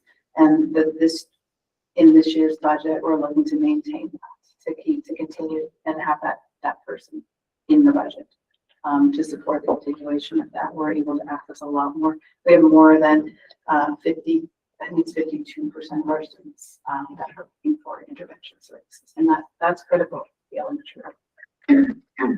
And just continue that process. We receive children where they are, and our job is to help close the gap when they come at very different levels. And so whether you're talking traditional academic intervention or you're talking more of the social emotional intervention, I think one of the things we do really well across the supervisory union is understand that our goal is to meet the children where they are, rather than just start excluding them or looking at them. And both the academic and the social emotional interventions are really designed to do that work. One of the things that Albert Ridge School is with the way curriculum is laid out right now, particularly multi-age, is a big challenge. And so we do have support continued in there to help support multi-age classrooms. Currently this year we have 2 multi-age classrooms. Next year, with the Act 73 reduction, we would have 3, but we still are maintaining support in order to provide that ongoing need in order to meet the curriculum demands. Regarding social emotional intervention across both schools, the proactive work that we do with social emotional needs is worth its weight in gold, right? We think about the reactive components of discipline and how harmful some of that can be. The more we can support people on the front end when they're in need, the more likely we are to hopefully develop the kind of brains that we want in order for them to be successful and engaged with things. In addition, we continue to have support staff that are supported through budget, as well as some specific and stuff. We're also looking to continue to support, as we have been, student activities. We have like winter sports and things like that that provide students who live in this area the opportunity to learn some basic skills that are lifelong skills for them. For someone who did not grow up anywhere near ice or snow, I can't ski, I can't ice skate, I can't plunge. Like, it's really, really hard for me to get on the ice and even walking my boots, let's be fair. And I have put skis on, but when you develop those skills as a child, you learn something that helps you get outside and stay a part of your environment and still stay engaged in doing more healthy activities as you age, when you live in this kind of community. So those things are really important for us to help our students, because it's not just about them right here in town, it's about who they're going to be in the long run. So everything we're trying to do is not just looking at right here now, but we're thinking about, if we invest early here, what are the long range outcomes going to be for these children as they become young adults, as they become parents themselves, grandparents, contribute members to our communities. And continuing to provide enrichment activities and opportunities. We talk about fun and we think about fun as a fun thing. Fun is actually like the most efficient way to learn. So the more we can provide opportunities that are connected to what we want them to learn, how we want them to grow, the more we can provide quicker learning opportunities for their brains to make meaningful, long-lasting connections. So we believe that while it costs some money, again, you pay up front for dividends, long-range memory, and it shows up. And when kids go into something like flexible pathway and say, I'm super curious about this, and they're like, oh no, thank you, then they're not wasting their first year in college. Or they're like, oh wow, this is super fun. And when you find something super fun with your life to do, you engage and contribute more. So those are key areas that we're continuing to support. So not adding to, but just trying to continue that support. And obviously we also have to make concept informs on the laws and specifically what we have to do. So we're doing our best to find the most effective way. All right, I'm passing it off to Larry. Larry, stop sharing with the share. Okay. So I'm sharing now the budget book that's been out. With very minor changes for the last almost more than a month. I'd start with, I'm going to go over some of the things that are different about this year's budget book, and then go over the Mouse County local budget, and then have an opportunity for anybody who's on the BAC to speak about their thoughts. So the first thing is I included in the evolution of Vermont Education Law, Act 11, which took health insurance negotiations and took it away from the local level and I put it at the state level. And that was back in 2018, and the first year that happened was in 2020. So if you look at health insurance trends over that same time period, the orange, or the top line, is a family plan, the gold CDHP, and a single plan is the green, the bottom line. And our family, gold CDHP is our most popular plan. It's over 80% of the SU and member districts use that.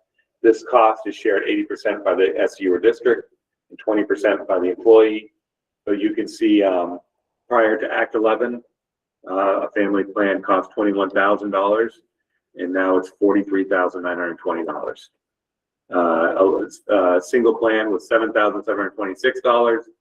And now it's $15,000. And this includes the latest numbers from B high, 15,856. So we included that to show the trends in health insurance.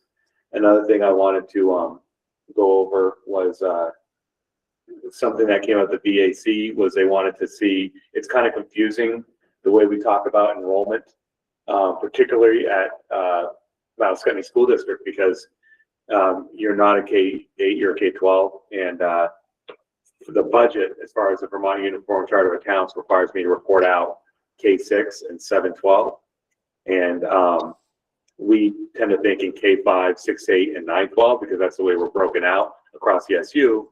But then Albert Bridge exists as a K-6 separately.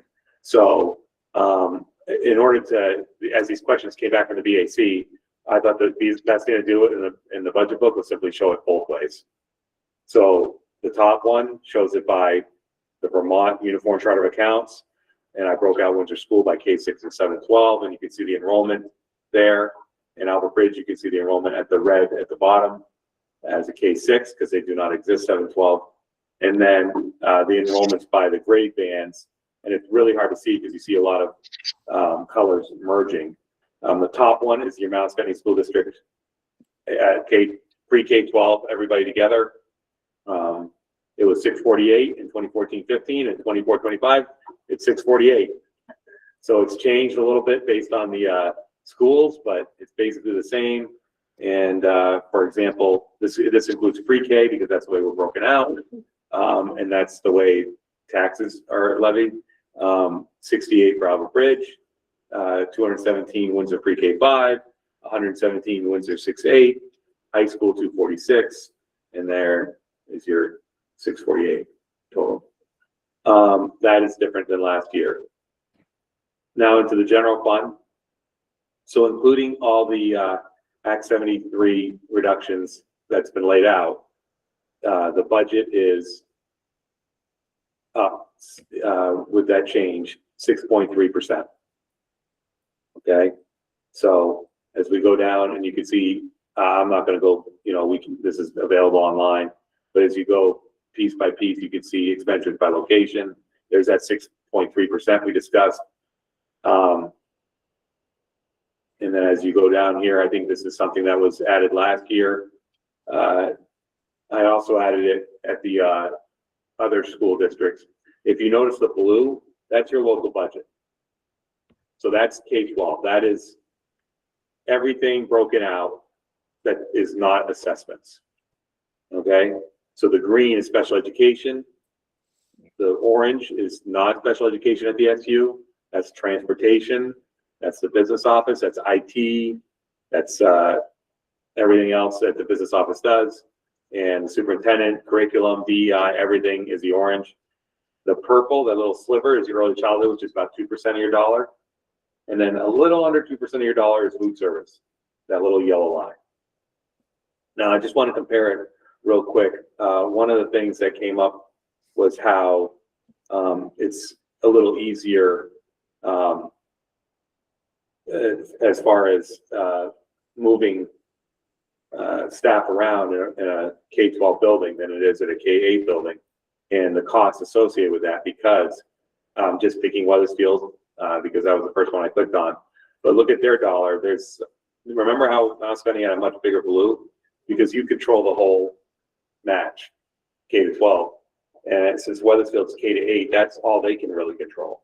So if they want to make reductions in their budget, that's basically all they can do. Whereas here, that purple or pink or whatever is tuition. That's about a quarter of their budget. And then the SU is another quarter, roughly. So they control very little of their dollar. Going back over to the Mount Scotney general fund budget, I think it's important to note when we break out by level, this is sort of what we've been discussing.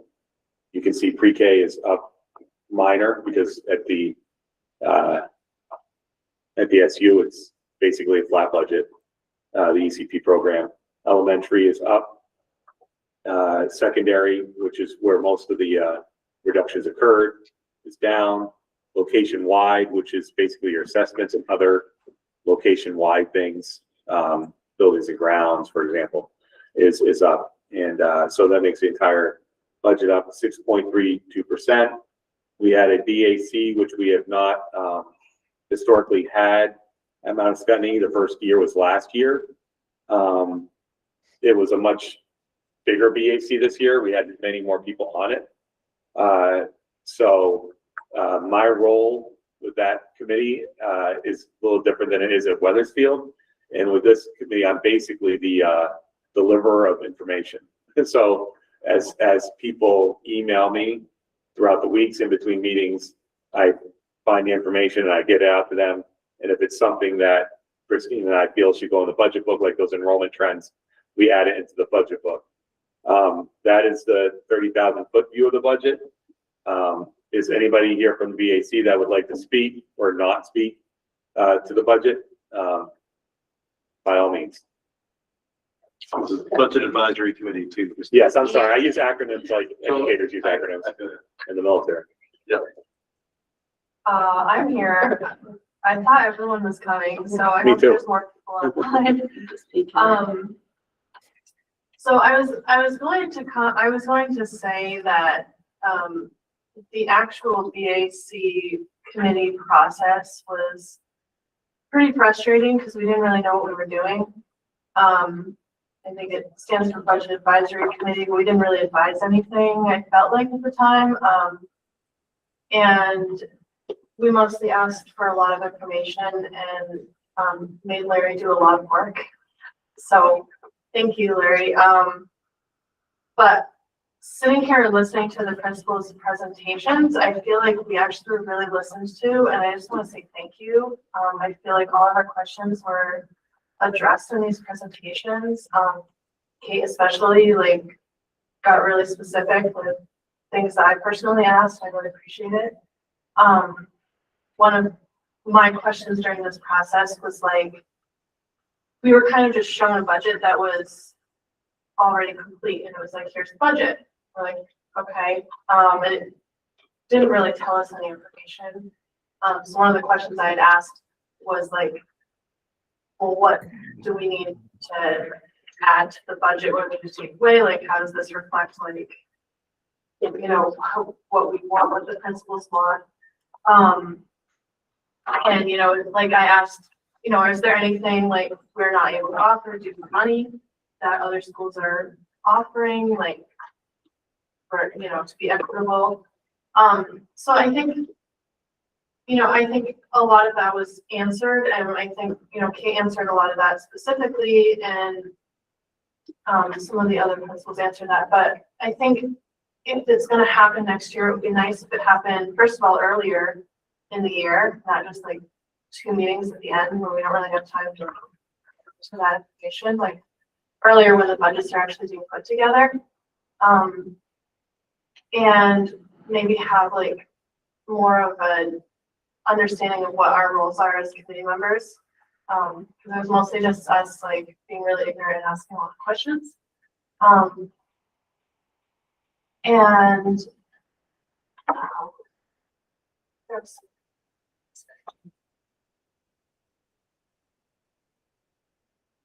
probably blanked out, but oh yeah, and I think I did notice there was a lot more West Windsor representation.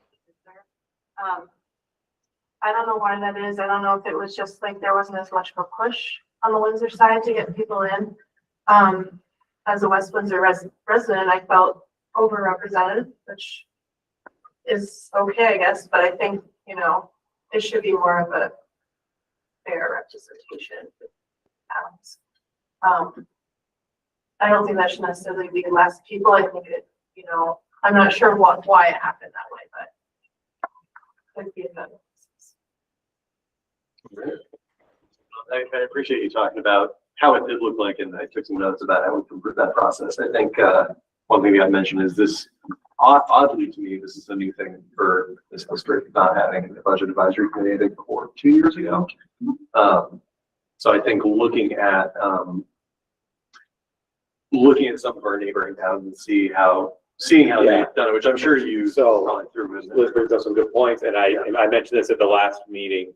Weathersfield has a BAC, Heartland didn't used to, and now they kind of do. but they couldn't get people this time around, which is interesting. Weathersfield's been going for a while, and the way it works with them is it is earlier, and then the principal, there's one principal, not four, pretty much runs the show, and then I'm there to because he says, hey, what would it look like if I did the staffing this way? And then he would say, well, what if I cut 10,000 out of athletics? What would it look like then? And the BAC asks the questions, and then I go to the meetings that I'm invited to, and then I show those numbers, and then usually the deliverable from the BAC is they go to the board meeting, they all sit on the dais with the board members, and they say, usually, we recommend this budget as written, or we recommend this budget with option B of cuts. Sure. And that's basically that's what they do. Now at Scutney and Windsor historically, prior to the merger too, it was mostly administrative driven. They're the ones who know their staff. They know their staffing patterns. This year was particularly tough because of the Act 73 class size minimums. Where in a BAC meeting, we didn't want to go into as much detail before people who would be impacted would be discussed. So while we were having these separate private meetings with faculty and staff in this room with Christine, we were not speaking about staffing patterns like that to that extent with the BAC. And if staffing is 75% of a budget, that's a big part of the budget. Yeah. So I think if we're going to continue to have a BAC next year, I think it should be earlier, and I think they should have a very specific charge to do, or I would not have one and just let the board and take input from administration and the public as you do every month you meet. So no, I appreciate that. But we can talk about that at a retreat or something. I don't know. Yeah, and I mean, I don't want to get off topic. Cats out of the bag. I don't want to veer off on that. I'll just say that I really see the value of having that avenue for community input. I mean, these are some of our key stakeholders in this process, and I think that having that kind of insight. One thing I want to say to Liz is that asking a ton of questions is like, I know it feels awkward, but that's exactly what I want to hear you did. So I'm glad that happened, even if you feel like you're running Larry through the ringer. But yeah, he's got a lot of good info. I know when people pay attention to the budget process later and later, and I've been marinating in it for 3 months. Yeah. But they don't pay attention till the tax letter comes out, which just came out, and then some people don't even pay attention until they get the report in their mailbox, and then other people don't pay attention until they go to vote. So I think it's hard to, want to give them too much information too early, but it's also, there's a process that I have to go through to make sure we get everything we get done so we can have a vote on the budget. Yeah, I mean, again, not to go to this rabbit hole, and to kind of sum up this thought process. Yes, it's something we should talk about going forward and how that's conceptualized. And I generally think anything that brings more community members into the hows and whys of budget numbers, who then talk to other community members, and then talk to other ones, and it's coming from an informed, experiential place. I think there's a lot of value in that. So thank you, Liz. Thank you to I know they're not here, but thank you to your compatriots on that board, fellow committee members. It is really valuable to have that function here, and I hope we keep seeing it.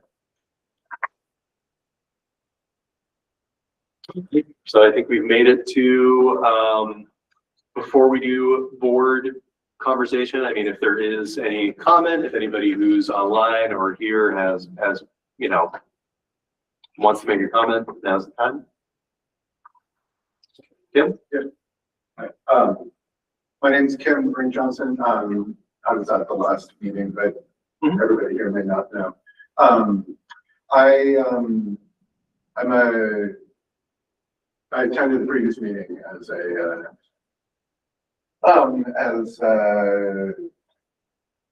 teacher who wanted to lead students on a extended learning opportunity, I guess.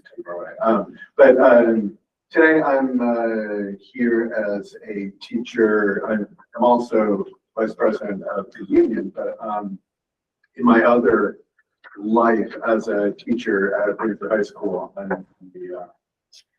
I'm the I'm a humanities chair, certification in social studies and English. So I swing both ways. And I thought I'm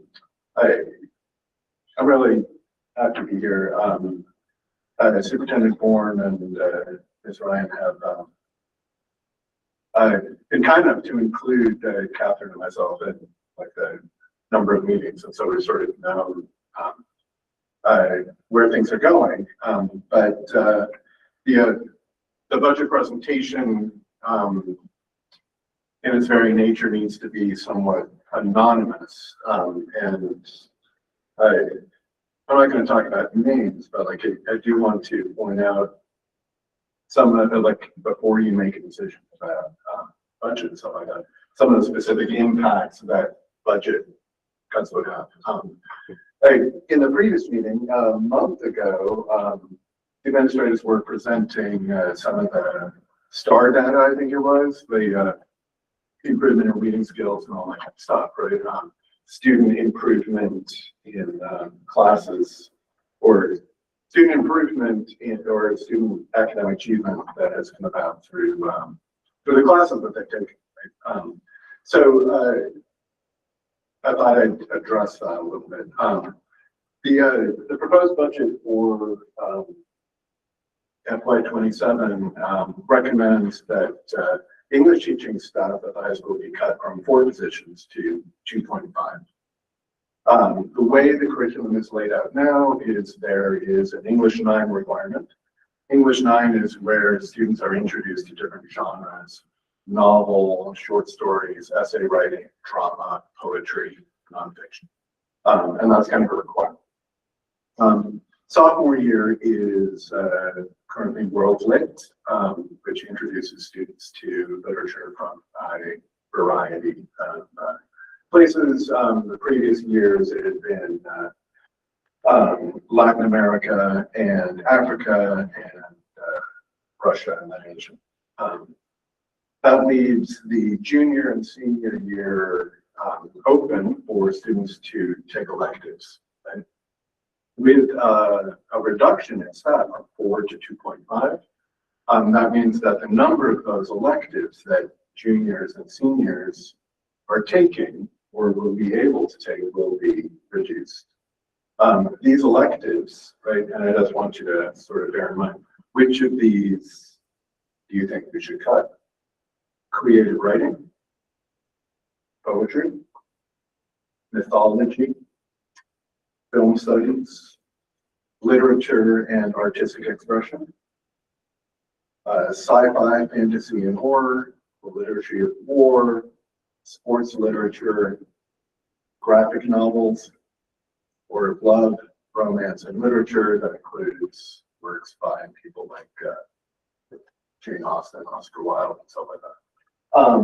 The thing is that the success that the students have had in sort of recent achievement have come about because the classes that we offer are targeted to their interest and to their reading level. The way ELA works is that the more you read, the better you get at reading. The more you write, the better you get at writing.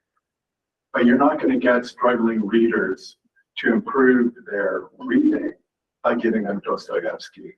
You need to give them things that pique their interest, and we've done a good job of developing courses like that, such as children's lit, sports lit, and mythology, sci-fi, fantasy, and horror. And similarly, you're not going to be able to improve your college-bound, high-flying students who score well on those tests that we're really happy about. If you give them folks with low lexile levels. In other words, in order to continue doing the good work that we need to do, we need to provide the students with a variety of courses, and that variety will be cut, right? Just because if you go from 4 teachers to 2.5, and you already have 2 requirements that are English 9 that are full year, your World Lit is a full year, that leaves 0.5 FTE to cover the rest, and it's just not going to be able to happen. Okay. So With regards to social studies, the proposed budget recommends going from 3 teachers to 2. Similarly, we have 3 years of requirement. English has 4 years of requirements, by the way. Social studies has 3. The first year is civics, and the second year is US history, which means that the third year is open for electives. And again, this was aimed at like emphasizing student voice and choice and engagement and all that kind of stuff. Engagement as a way to improve discipline and also like trying to find students where they are, right? So what do you think we should cut? Should we cut world studies, psychology, human geography, criminology, ethnic studies, gender studies, teenagers and popular culture, contemporary problems, international issues, or economics? And the reason I mentioned these specific courses is that I think all of this really sort of plays into school strategic goals. I was part of, as a faculty member, I was like one of the people involved in the portrait of the graduate, the development of the, the posters on halls. Right? So in the strategic goals, we have things like critical thinking and empathy and communications, things that are rooted in the very classes that we teach. We begin to cut world studies, for instance. That strikes right at the global responsibility part of integrity that is written on the very poster. And teenagers are kind of snarky. I don't know if you noticed, but one of the things that they love to point out, like it's a teenage thing, like the first thing they go to is hypocrisy. When we begin to say we're going to do X and we do the opposite, that could become a little bit difficult, which is why we try to promote student voice and choice or engagement.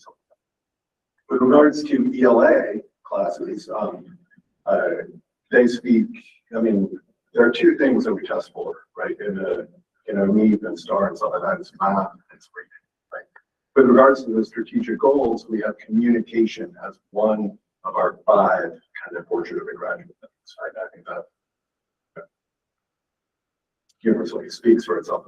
But also critical thinking, right? The development of reasoning, extended, right? This is where the writing comes in. Development of presentations, public speaking, writing out things that you have to say. But also perseverance, right? It's, I have many students who would rather go to the tech center and like hammer nails, right? Than, write a 5-paragraph essay. Perseverance is like a really, really free.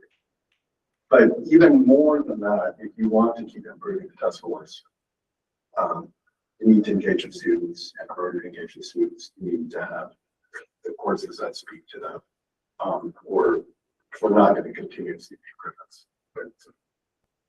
Right? So, if I could add just like but just sort of a little bit of context. Larry put a little bit of Vermont educational history out there, and I just thought I'd put out a sort of similar brief note. I was hired in 2010 after a number of people had resigned, including the principal at the time.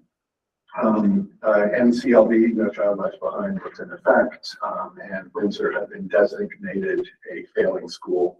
There was a new principal hired, and he had the charge of like turning the school around in 3 years, or it was going to be put under administration, and 50% of the teachers were going to be fired. The next year, an even greater proportion of Vermont schools were found to be failing schools. The third year, 73%, I believe, of Vermont schools were found to be failing, and it became kind of clear that Windsor wasn't failing, NCLB was failing. NCLB was succeeded by the Every Student Succeeds Act, okay, which sort of aimed to soften and reduce some of the punitive measures of NCLB. But the Every Student Succeeds Act was then revised during COVID in order to like take advantage of the fact that the students were struggling and were difficult to solve. So, And we also have Act 46 that promoted the consolidation of school districts, a very thing that Vermont is struggling with now. After 3 years of sort of agitation among our towns, the big push was the creation of the Nottescappi School District. Weathersfield and Martin still stay independent. And there hasn't been a whole lot of punishment.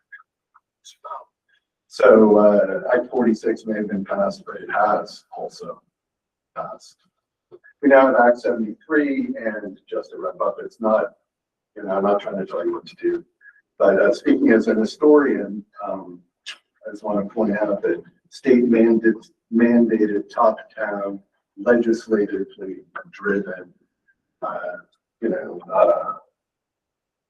educational reforms. Saw the history of being transformed, being weakened, being softened, being revised, and being dropped. So I would argue, bear in mind the effects that these cuts may have. Also, the sort of, the political climate and the temperature of the state as a whole. Thank you. Hi, I'm Catherine Ford-Engwall, and I am a science teacher at the high school, but I'm with the faculty union as the union president for Mount Scottney. Almost just called it Mount Scottney School District, but it's Windsor Southeast Education Association. Kim did a great job of outlining the impacts of the social studies and English departments and humanities. As far as the math science world, we have currently 3.2 teachers teaching science here, and the proposed budget would cut it to 2.2. So an entire teacher would be gone.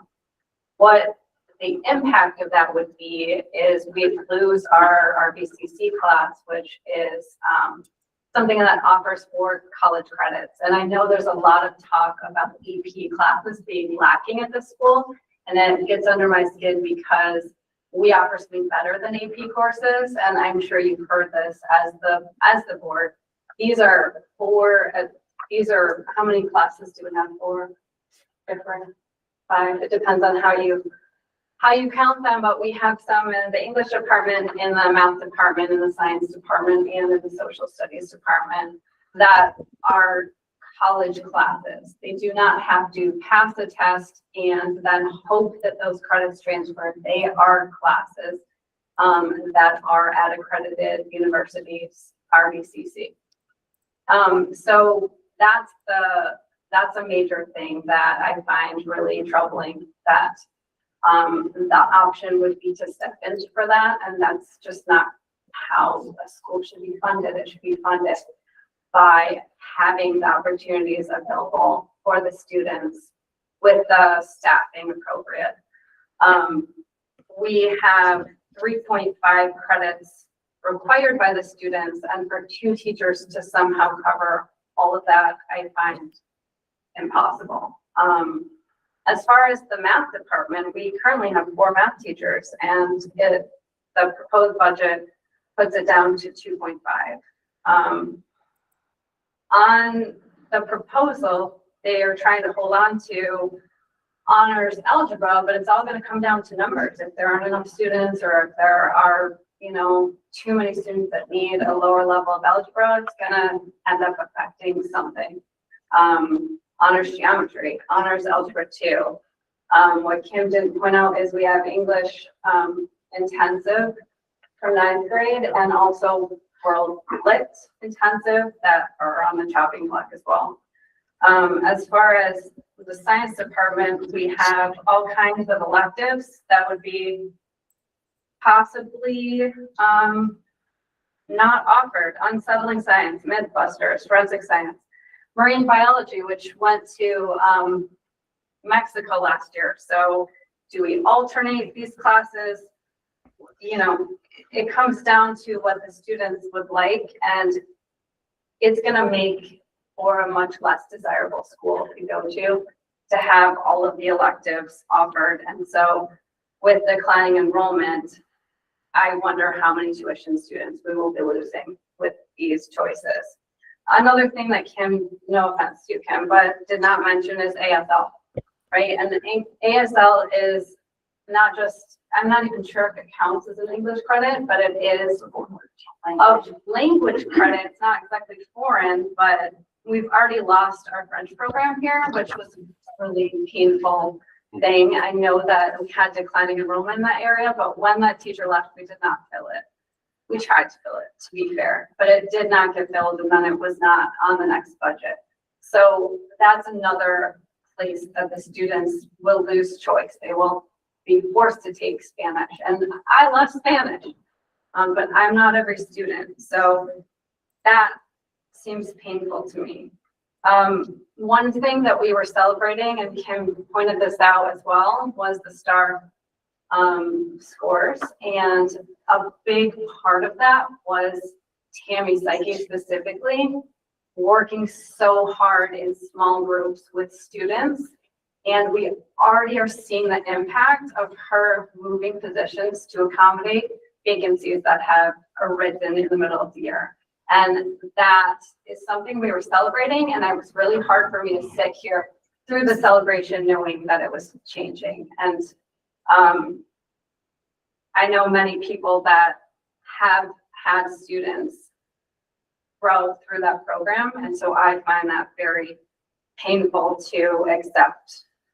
I'm not entirely sure how the 8th grade algebra is going to be impacted, who is able to teach that, or if it's even able to happen. But my point is that every teacher and every student in the high school will be impacted by this. It doesn't sound as bad when you see it as, oh, 2, 3 teachers, right? But it is each department shrinking and everyone having to adjust to that shrinkage and opportunities being lost because of it. We have consulted with the state about all of this, and we've talked with Christine and Kate and Jen and Tracy and Colleen extensively. And what we are hearing from the state is you're not out of compliance until year 3. So why would we rush to make huge cuts? Why would we cut from some core classes and core areas that are the heart of the school when we don't know what the future holds? We don't know what enrollment will look like in the future. We don't know if consolidation is going to have an impact. We just don't know. I understand the budget is a concern, but I feel that there are places that we could look at cutting, and we could make smaller cuts, understanding that many of our classes are small and could see some cutbacks, but the extent to which this is being proposed seems rushed and extreme. Thank you. Annalise, I see your hand. Yes.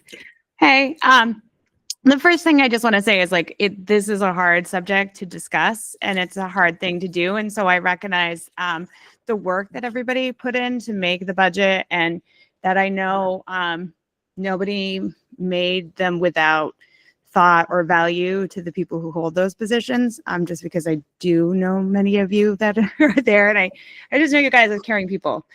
That being said, I really feel, both as somebody who's employed within this district, but also as a former parent and a member of both the West Windsor and the Windsor community and a taxpayer, that there's almost like an effort of being slowing down.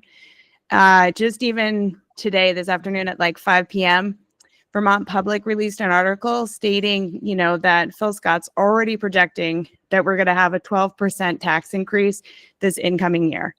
So it's citing that has to do with educational costs that have already happened, and due to, other things, healthcare costs.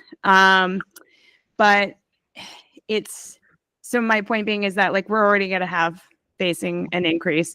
He is trying to say that it's because some school districts are, really putting their heels in and saying we're not going to try and do any kind of merger. There's really only been a small amount of schools that have actually started to consider shutting down or cutting people.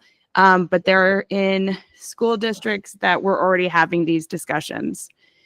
It just seems there are so many what ifs, and there were so many people. I attended several of the task force meetings and also spoke at a couple of them, and just, heard from different corners of our state how many people were like, this doesn't work for us. So it just really puts in so much gray area. And having experienced Act 46, which felt so rushed and so pushed, and it was, using the same kind of motivation of tax incentives, or if you don't do it by this year, you're going to lose X amount of money to your budget. And we made that decision. And, in the end, are we better? Yes. But it then went away. Like COVID-19 came and it faded away. And I just feel like Act 73 still has so many what ifs. And if we don't need to be in compliance until like 3 years from now, it would be to the best interest of both ABS and Windsor, and especially to our students, to keep the people we have, because the people that we have provide those opportunities that have been highlighted in every single principal's report that was given prior, to the start of this meeting. It's giving the kids the opportunity that Amy spoke about, about the fact that they have these opportunities to be seen and have that moment to shine. And it's because we do have these smaller school communities. Albert Bridge is able to provide learning environments for kids who are in need of being outdoors to do their math, needing to do more hands-on projects than necessarily, sit at a desk. Like, both of our schools provide such wonderful things, both in the high school. I mean, the one thing I have to say that my daughter, who graduated last year, has had to work on is being in a bigger community where she doesn't have the connections that she has. She's like, I miss Windsor. I want to be back with them. Not because she's not having a great time in college, but because, she loved Kate. She loved all of her teachers. Her English teacher, who is here, she, like, just the relationships that she established only could happen because she was in the school she was in. And by eliminating people in such a quick way, really starts to take away the things that we are trying to build with our students, especially with things like Leader in Me. So putting in things like having funds to give these kids these opportunities is great. But when you have staff burned out because they are not able to do the things that are required to be a teacher because they are filling holes, is not going to make an environment where kids are going to feel successful and welcomed in, because the adults are going to not feel welcomed and accepted in. And so, like, really kind of giving like a wait, let's see what happens. And the other thing I would suggest is looking into the waiver. There is a waiver option. It states stuff about how, like, if a school is starting to put in a plan, I would say that, like, because ABS and Windsor came together, there in itself is a merger. There in itself is a plan. And, maybe there's a little bit of a gray area where we might not necessarily fall into it. We also have to remember, this is not like, there is holes in this act that are going to probably end up disappearing or being changed. So if you build it and you sell it, you might make something come to be. So that's something also, I think, to look into. And there you go. And again, appreciate you guys. Thank you. I see your hand up, Bill. Are there any other non-board comments? Because once we're done with those, I just want to Yep, Kim? I wanted to just reiterate a couple things. Catherine, what you said about the RVCC classes, I full-heartedly when we talk about flexible pathways, those college level classes, our kids have access to multiple 6 different ones here at the school summer year long.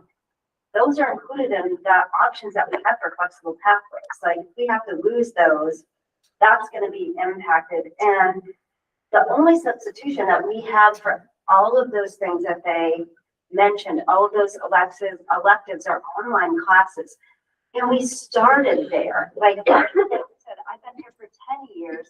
So many of those electives grew out of kids. I think back to my first year, we've had kids doing independent study and gender studies and mythology and all of these things. And it was after so many years of kids asking for these independent studies, we're like, wow, there's a need for this. Let's move in this direction of electives. And here we are. And now we're going to go back to them taking online classes in elective instead, and not having access to the River Valley. And they are better than AP. I don't know why there's a push for AP. It falls under the category of dual enrollment. Dual enrollment is dual enrollment, whether it's CCB, RVCC, or AP. They all provide a college transcript that you can take with you to college. Why not have them taught by people in face-to-face? They're just as good. I don't see the push for that AP. It kind of freaks me out a little bit because I'm like, please don't ever think that flexible pathways is going to be the solution to those classes going away, because it won't be. I'm going to tell you right now, it's not. It wasn't, and it's why we built that ASL class because we had so many kids coming to us asking for it as a flexible pathways. I was like, this was 5 years ago. We need to create a section of this because what am I going to do? Put them all in an online class? And that's not the type of learner nor type of class that you can really learn online. How do you do that? So I just don't know, that is going to diminish the flexible pathways. And it certainly isn't a substitute for any of the classes that we have here. The substitute would be, take an online version, and that certainly is not adequate nor a solution to being able to provide a quality education and quality class. Thank you. Can I say one more thing about the RVCC classes? The We way, keep it about a minute. the way we're accredited is because we have a master's in our field.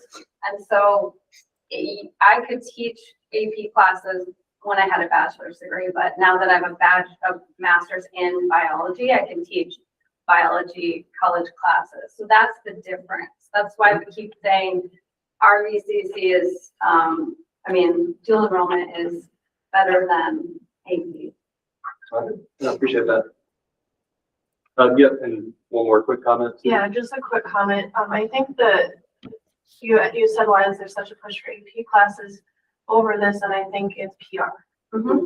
And I think there's a major PR issue, which was addressed, and we talked about it. Kay just mentioned it. We talked about it during the PXC meetings.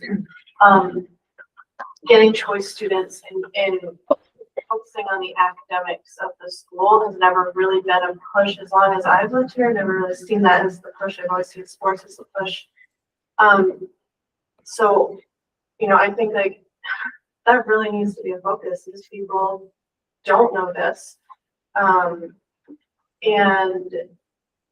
I think it's really unfortunate hearing what everyone's saying here, knowing also that there is supposedly a goal to get choice students, right? There is a goal to elevate our academics here. So it seems kind of a shame that that's the area that we're. All right. So appreciate everyone for speaking up there. I think we're gonna move on to board discussion. So, yep. All right. So, Bill. Oh, so excited to jump in here. A couple things I want to agree with some of the speakers is that the ability to slow down a little bit, to kind of look at this analytically and plan for the future. A couple important points here. As someone who's actually crunched the data for a school district, I have calculated classroom size for Hartford. That's part of my job.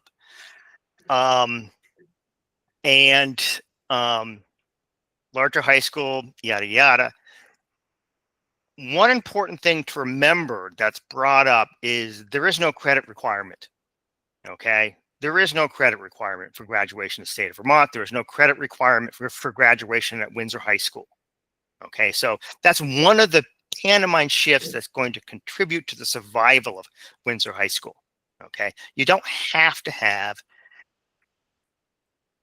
topics and courses to teach students skills. Okay. The other thing that was very difficult in calculating Hartford's classroom size is the fact that in some of the classrooms, one, they have 70-minute blocks. Teachers are teaching 3 courses in one block. Okay. And they're doing it mostly in the arts, but there are 3 courses that exist in that room with that single teacher.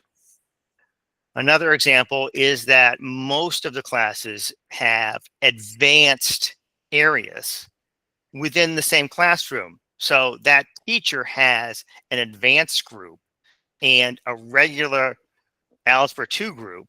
Use Algebra 2 as a group. They have advanced Algebra 2 and Algebra 2 in the same room.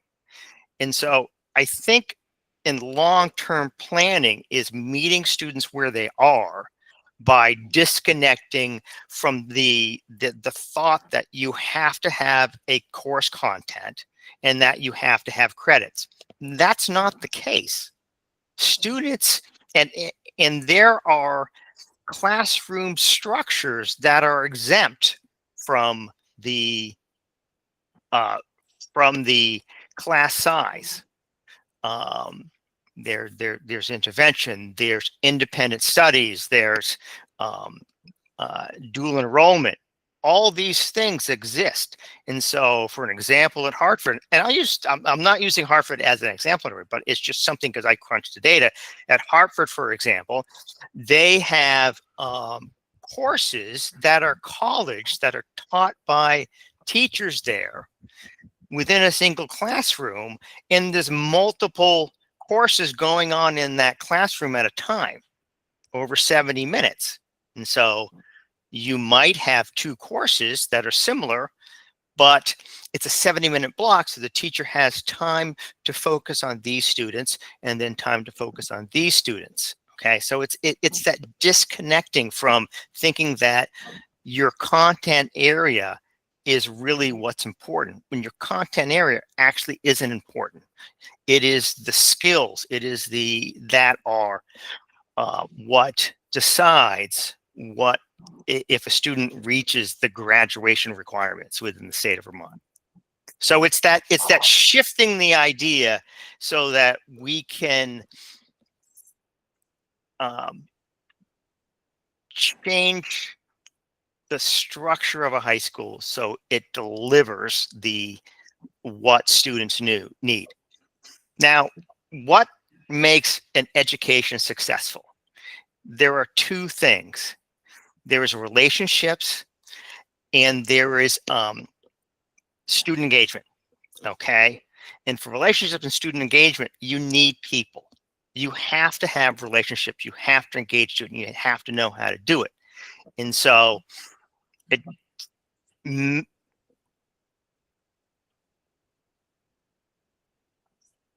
No, we lost your audio there. Oh, well, I pressed There you go. I suggest that there are more creative ways to reach these requirements than just cutting a bunch of several positions. It's changing how education is structured within the high school. Okay. It's just, I think it should be explored. And I think it should be explored over time.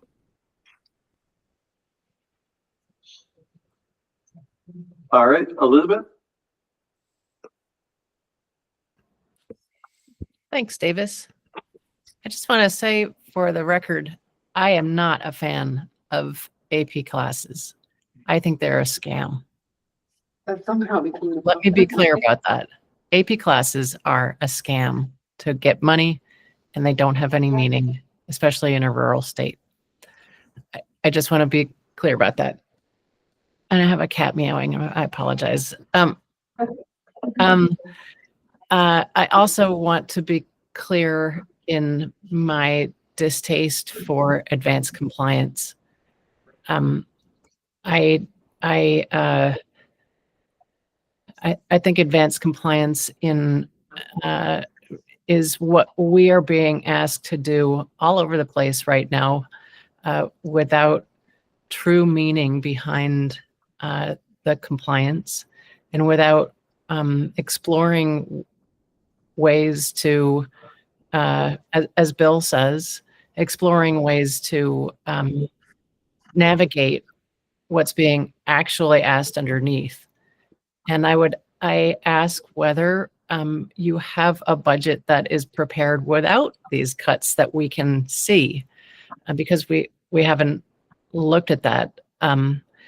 And I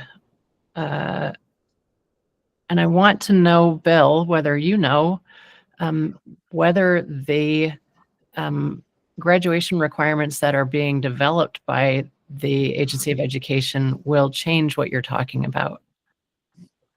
And what I want to weigh in with is, I agree that we should not be taking up these cuts right away simply to be advanced compliers. Thank you. All right, Bill, if you want to very quickly answer that question, and then Amy, if you have an answer. My understanding of the graduation requirements is that there's still graduation requirements. How the student reaches the graduation requirements depends on how well schools are able to apply summative assessments and measures where the student's at. It doesn't really change the end result. They don't need credits. They don't need seat time. They need to reach the standard. Okay. Some students can do that in a more independent way with support. Again, it's that engagement in relationships.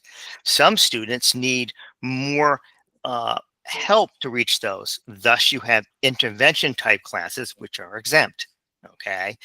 And so you can game the system in that by following the requirements and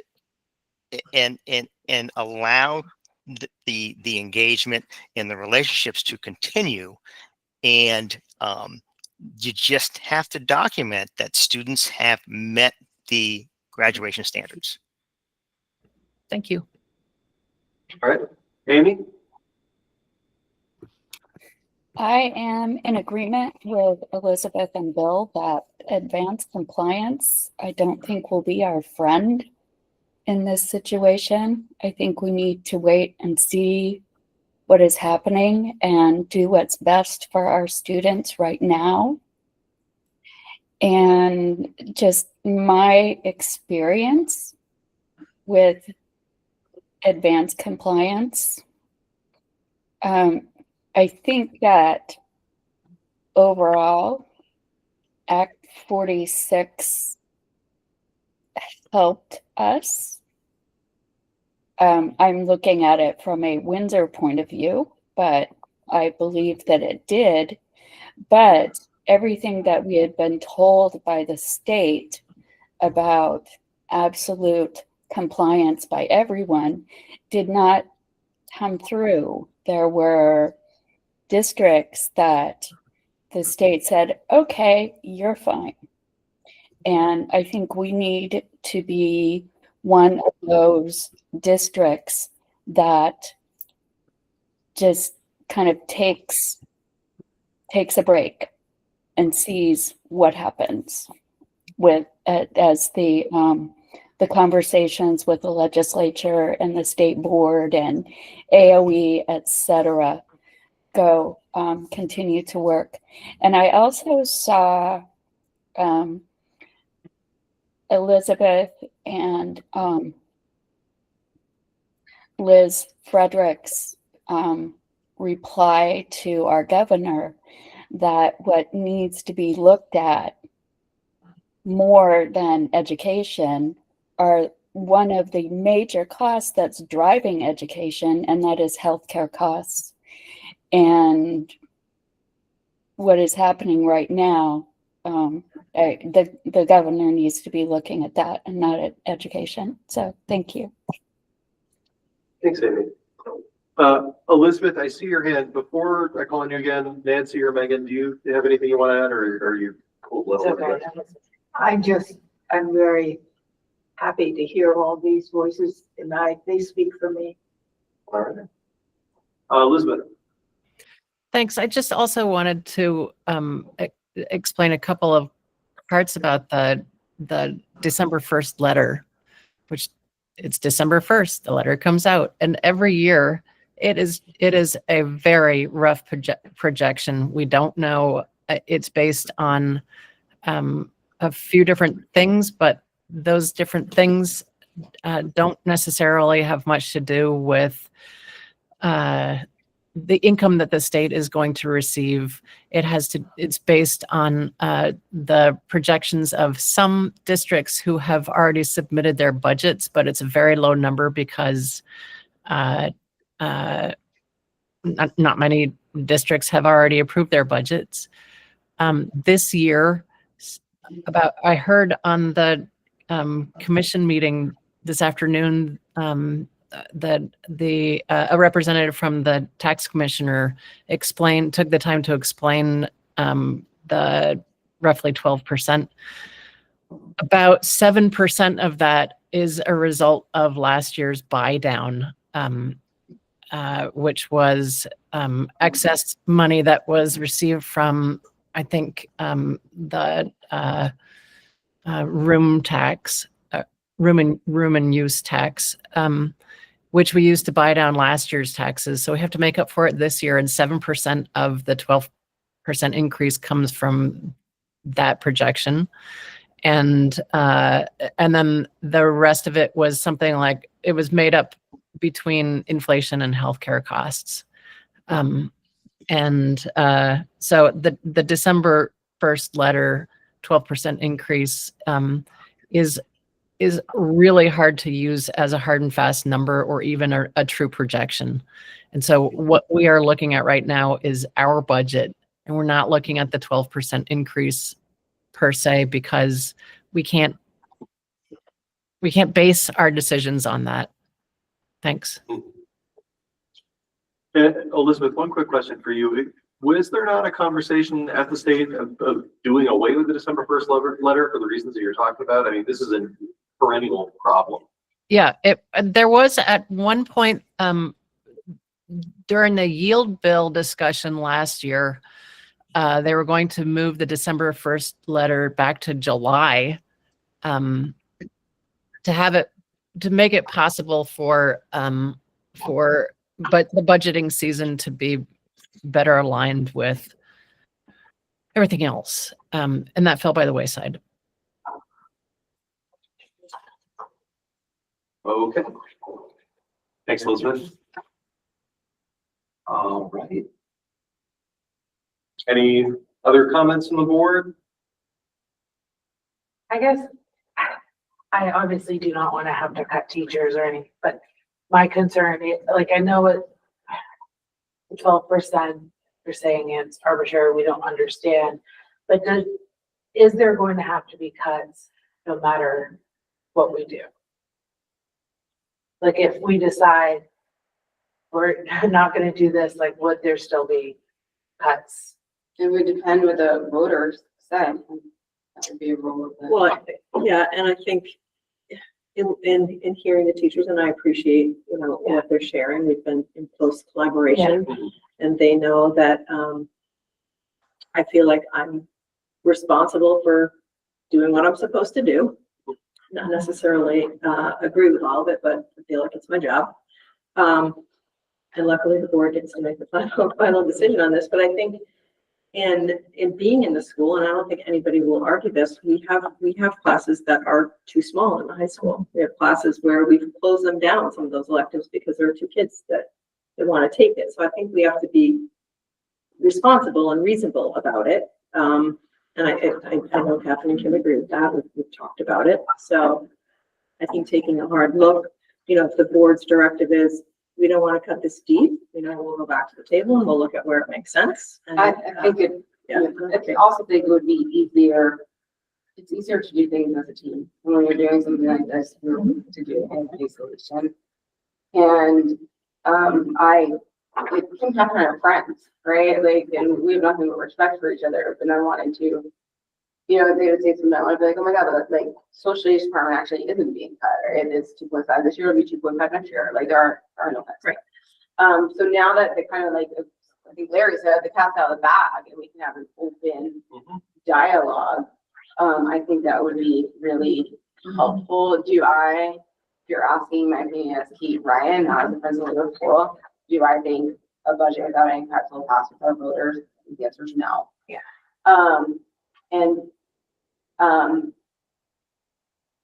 But yeah, and I think that we could have a further conversation now that we all have information, are able to have an open dialogue. I think, you know, with the December 1st letter coming out today, and we don't have everything solidified, and we won't, but, you know, and we're looking into it, but our LTW-ADM has dropped, which has an impact on our budget. And we're looking into the LTW-ADM because that's the only thing that not that we can control it, but it's the only lever. And usually there are mistakes and you find out later that the LTW-ADM came up. But even if the LTW-ADM was flat. Can you tell me what that is? Sorry. The long-term weighted average daily membership. Okay. It's Act 127. Put it into place. It used to be called equalized pupil. Basically, there is no way, from what I can see, the numbers that I'm running and what's going to be in the budget book when it's printed, that's going to be a 12% estimate. It's going to be significantly higher. The other, you know, and again, without that's with the cuts. now that we can have with the cuts. Open conversations when we talk about, there's got to be a middle ground, because I'm talking off the top of my head, but I believe right now with a freshman class of 50, we run 5 sections of English 9, and you can do the math on what those class sizes would look like.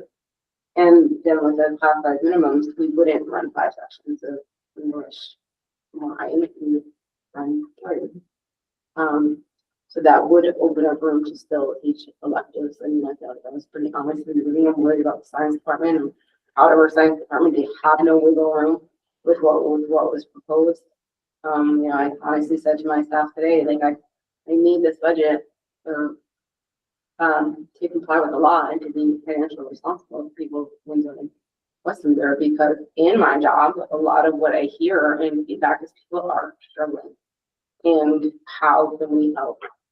How can we be responsible to a community that supports us more than any other community I've ever seen? So I do feel, I mean, none of this has felt good, but I do feel better that we are able to have open dialogues about it anymore now, and it's not so isolating.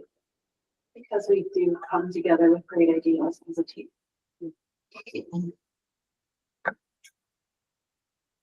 So I think, I mean, I think we should come back to you next month with different versions of the budget. Larry should have more information on. I'm gonna need some direction. Well, you'll have more solid and hopefully information on the LPW-ADM. Yeah, that's the tax. It has nothing to do with budget. Right. So, you know, I heard Elizabeth say, what's the budget without any cuts? What's the budget? I can give that. Cuts? What's the budget? You know, we have to look at it. If people want to see that the debt tonight, I can. It's one sheet. I can It's not gonna be, in the budget book or anything, but to give you an example of what we're looking at. This is the last year's budget. This is complying with the law. This is the budget that's in the budget book right now. This is not complying with the law. The increase as is, meaning the budget book increase is a 6.3 as I went through the whole budget book. If you put the risk back in, it'd be a 9.3% increase. So just to give you an idea of where we are. Bill? Yeah, I'm not comfortable with looking at this solely from a financial standpoint. Okay.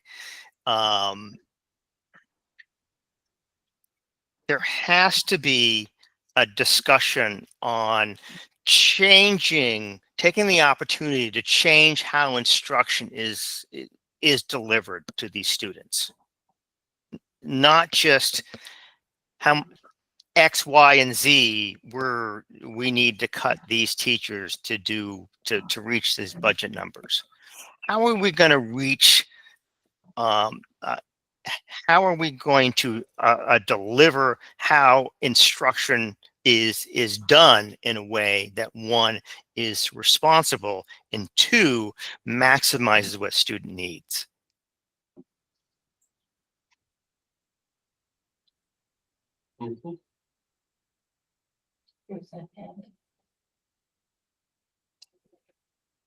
Well, very quick. Well, just, hi, Bill, it's Kim.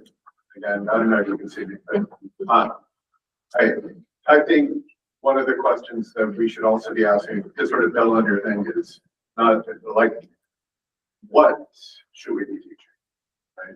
I think a sort of global approach, like not just how to deliver, but like what to deliver. Thank you. Yeah. What I think I heard from Kate in that some of these conversations now can happen to answer sort of the questions that Bill said. It sounds like that's what you all want to come together to do. Yep.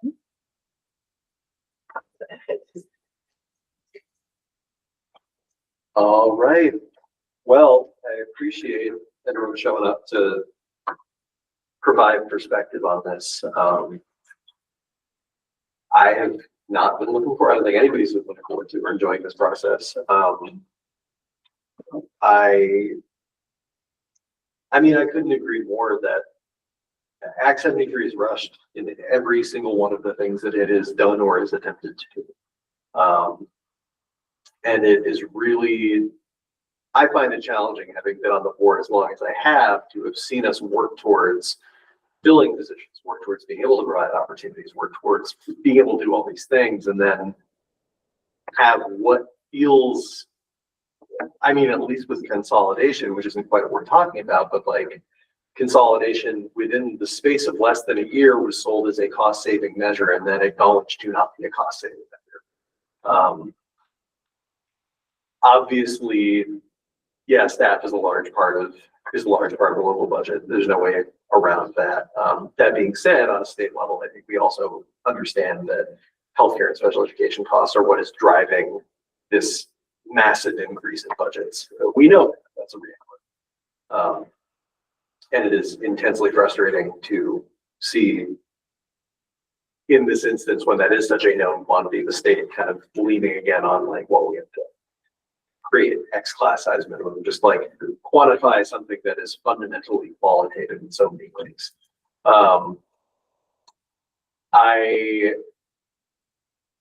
I endorse the idea right now because we are having this open conversation and there may be some opportunities to look at other ways of conceiving how to structure this budget.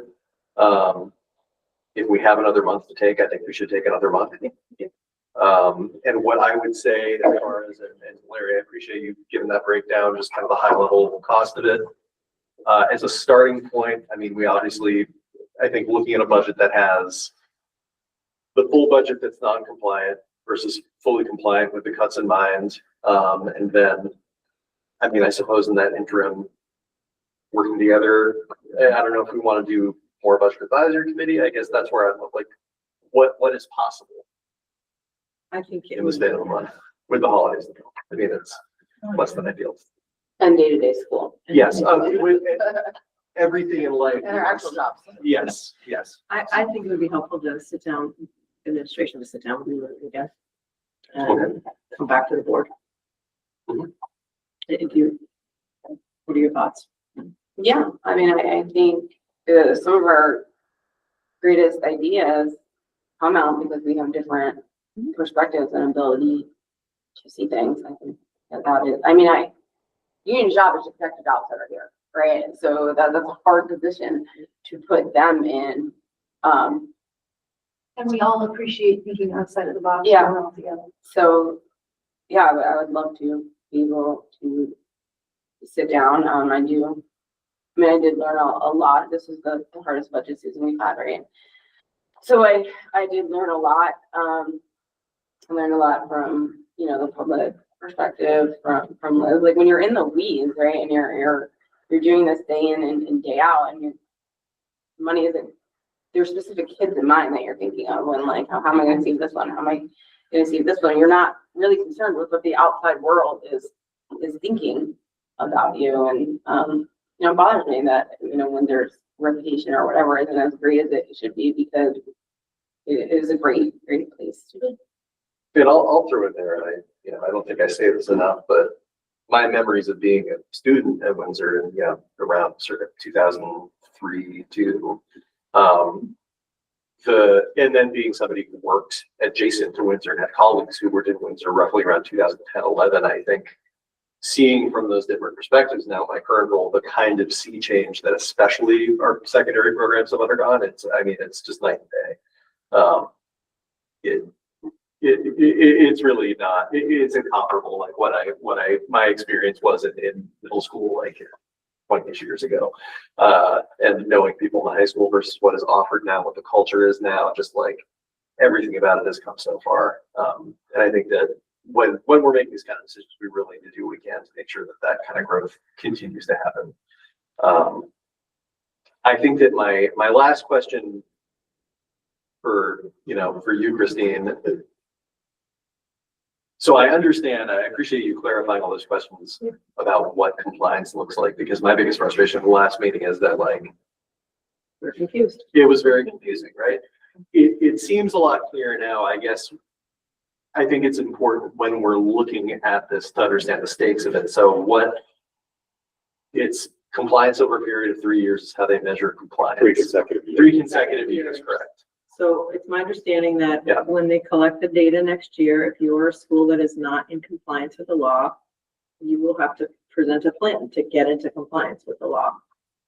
So they're not going to come close our school next year. Right. The guidance that superintendents were given is, this is the law. It's your job to comply with it. The boards make the final decision. So I feel like, I can go to sleep at night doing my job. Do I want to cut all these staff members? No, I care deeply for them and for the kids, but I think we can come to a place where we can figure it out. So, and I appreciate your position. I appreciate everybody's position coming to this. Again, it's not, like I said, something I've been looking forward to in the decision making capacity at all. But I think getting an idea of what that process looks like, what the state might be expecting. I mean, should we move in a direction where we are getting creative with this? It's just good to keep our eyes on that as well. yeah. I think if we're not in compliance, we're going to have to create a plan to get in compliance. That's what I've been told. What that plan looks like, I think we devise it. Okay. We know we're over the minimum here or under the minimum here. This is what we're going to do. This is what we're going to propose for the following year. So I think it slows down the process, but it doesn't also mitigate the process. Bringing up a point, it's the budget that's in compliance is under the excess spending threshold. The budget but barely. So if you put those risks back in, then or approve a budget with the risk, then without the risk, then you would you'd be over the excess spending threshold.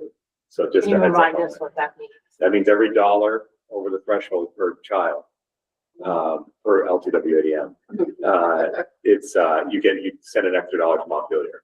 Okay. So it goes right into the ed fund. So What it's, is you're, the threshold? it's, 15, I just had it up. 15, 8. It is, currently, it is, 16,470. And if you went, I'd have to find that other number. So right now you are under the threshold. But if you, Proposed budget. with your proposed budget. So But you're very close, so. basically it's a kicker to the tax rate. So for every dollar. Yep. Over. No, And Harlan's been over for years, and Weathersfield's now well over. Yep. For next Yep. year. For next year. Yep, and I really appreciate you bringing that up because that's, just one of the many variables that we really got to take into account as we work on this. So I don't think there's too much more to say at this point. I think that, I appreciate you all coming here. I'll say that again. I think just taking a month to look at, and the few that I would throw out that are just off the top of your head now, and I'm sure that you will come up with far more nuanced and intelligent things than this, but just briefly hear me out. I would say what is the least amount of staffing impact that gets us under the threshold is something to consider. And then just, what are other opportunities that don't impact staffing right now or minimize staff impact that can reduce cost within our controllable cost, which I know is very challenging. And beyond that, I think there's nothing you guys need too much more direction than that. You all know what you're doing. Yes, thank you so much for staying late and taking the time to talk about that. Incredibly valuable. I'm on you to approve this stuff. Yeah, we do. Oh, I know. Yeah. I'm recalibrating here. We put that last because that's going to feel easy. All right. Thanks again. Thank you. 6B. So yeah, table. We'll bring it back next time. And The MOU? no, the MOU. I'm sorry, that was a Letter confusing C. way of saying that. But it's okay. We'll bring it back next time. Thank you. MOU. So this, as I understand it, having looked at it and having had this discussion in the past, this memorandum of understanding between our district and the town of West Windsor functionally just codifies what has been happening. Is there a way just to throw it on the board quickly? Just I think the background. I can share. Yeah, if you can just share up there. Just want to make sure folks get their eyes on it. But it's very straightforward. It is nothing we haven't talked about already, and it's just putting on paper what the school and the town have been happily doing as long as this district has existed. I appreciate the background part because it added to my understanding that prior to that, the town and the school were much more closely related as they were in Windsor, and it just didn't need to be this kind of paper. But now it does. Yes, and as we've expanded, particularly our grounds with our place-based stuff, it's become pretty clear we need to be clear about who's doing what. So all we've basically done is in this, it said who has traditionally done what, and we're going to keep traditionally doing that thing. So a couple of areas like the town of West Windsor does things like the plowing.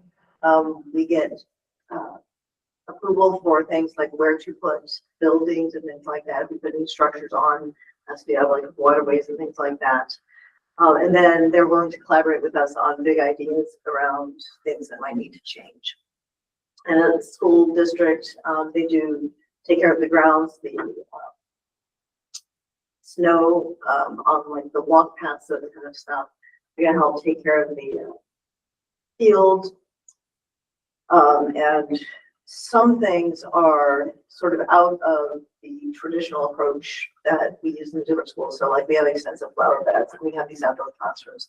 And so we're trying to find ways to make it so it's not a school expectation that the school budget pays for it. It's not being paid by the other schools, nor is it something maybe the town pays for, but some way we find some kind of creative collaboration to address these. In the past, we've tried to have sort of volunteers And for a lot of it, it works, but it's not consistent. So it's on our agenda to problem solve, but we're working together to problem solve.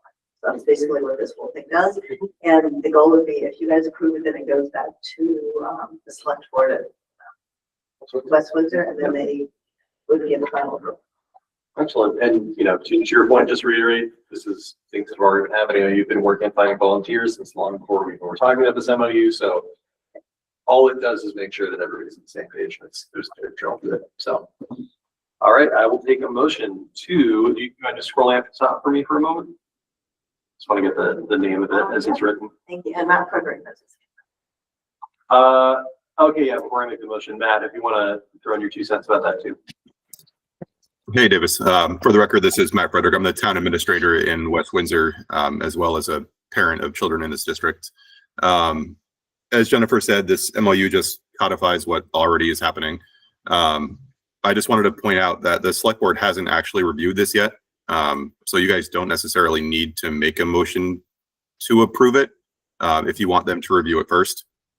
This was just written to make sure that you guys are on board with what Jennifer and I had proposed, to make sure that everybody's on the same page. If you guys are totally fine with it, I'm not opposed to you guys approving it now, but if you want them to consider it first, that's totally understandable. Yeah, thank you for bringing that up, Matt. I think I'd like to see it to read it. Quietly. Sure. Yeah, I think if folks want another chance to read this, and also like just in the off chance that the West Windsor Select Board has any updates that they want to make to it for us to consider, I know that it's not policy, but the way we do policy is we do 3 reads, and I think that giving this at least a little time to think about and see if the other parties involved have any edits they want to make.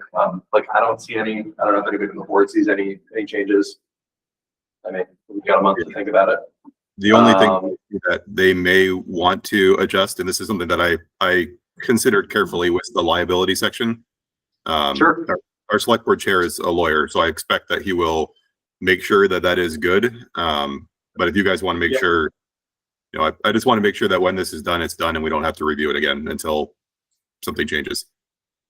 Absolutely. Yeah, no, I think taking a little bit more time to make sure it's done right makes a lot of sense. Awesome. So thanks for that perspective. So motion didn't get out of my mouth. I didn't motion anything. I didn't ask for one. I started to, and Matt gave me some good perspective there. So I don't think we need to make a motion on this. I think this also we can table until next meeting and come back to it. Oh, we'll get there. We still got to set the next agenda. All right, we've made it to setting the next agenda. The 2 things that I know that we are going to want to have there, apart from the 2 things that we've tabled from tonight. So that is budget, MOU. We're also, I would like to talk about library services in Windsor. That's something that's come up a couple times. And I think, we just want to kind of hear a rundown of what that looks like across Mount Scottney School District. And I think that's specifically in the way that it came up, just to kind of bring everyone back to that, was in reference to some of the EQS requirements, right? About library services. I think that's where that question originated. Required to have under EQS a library if we have over 300 students, a full-time library. Got it. Which we do. I think it's more directed at, we have an elementary program, and the high school library program has changed over the past decade. So, so we're in compliance at the elementary level. Well, I think we're in compliance. We have 1 librarian for a school of over 300 kids. So then maybe thinking about the fact that we're probably gonna have a lot to talk about the budget too, and this is more of a informational topic and less of a pressing thing. I might propose that we actually put that in February. And then if we can do, I think one that might be worth hearing about as we go into the spring, if we can talk about accessibility updates. Because I feel like that's, Jim comes in and speaks to it quickly. I don't think that's going to take a ton of time. What month would you like that? If we have time, if we think we can put that in next month, I think that would be. So the other things for next month to consider, we need to adopt the budget next month. Yes. we need to talk about the February budget information meeting, logistics, dates, time, we have to talk about the election subcommittee. Yep. We have to, appoint numbers for public high school choice by February 1st, I believe. We also have to approve the tuition rate technically by January.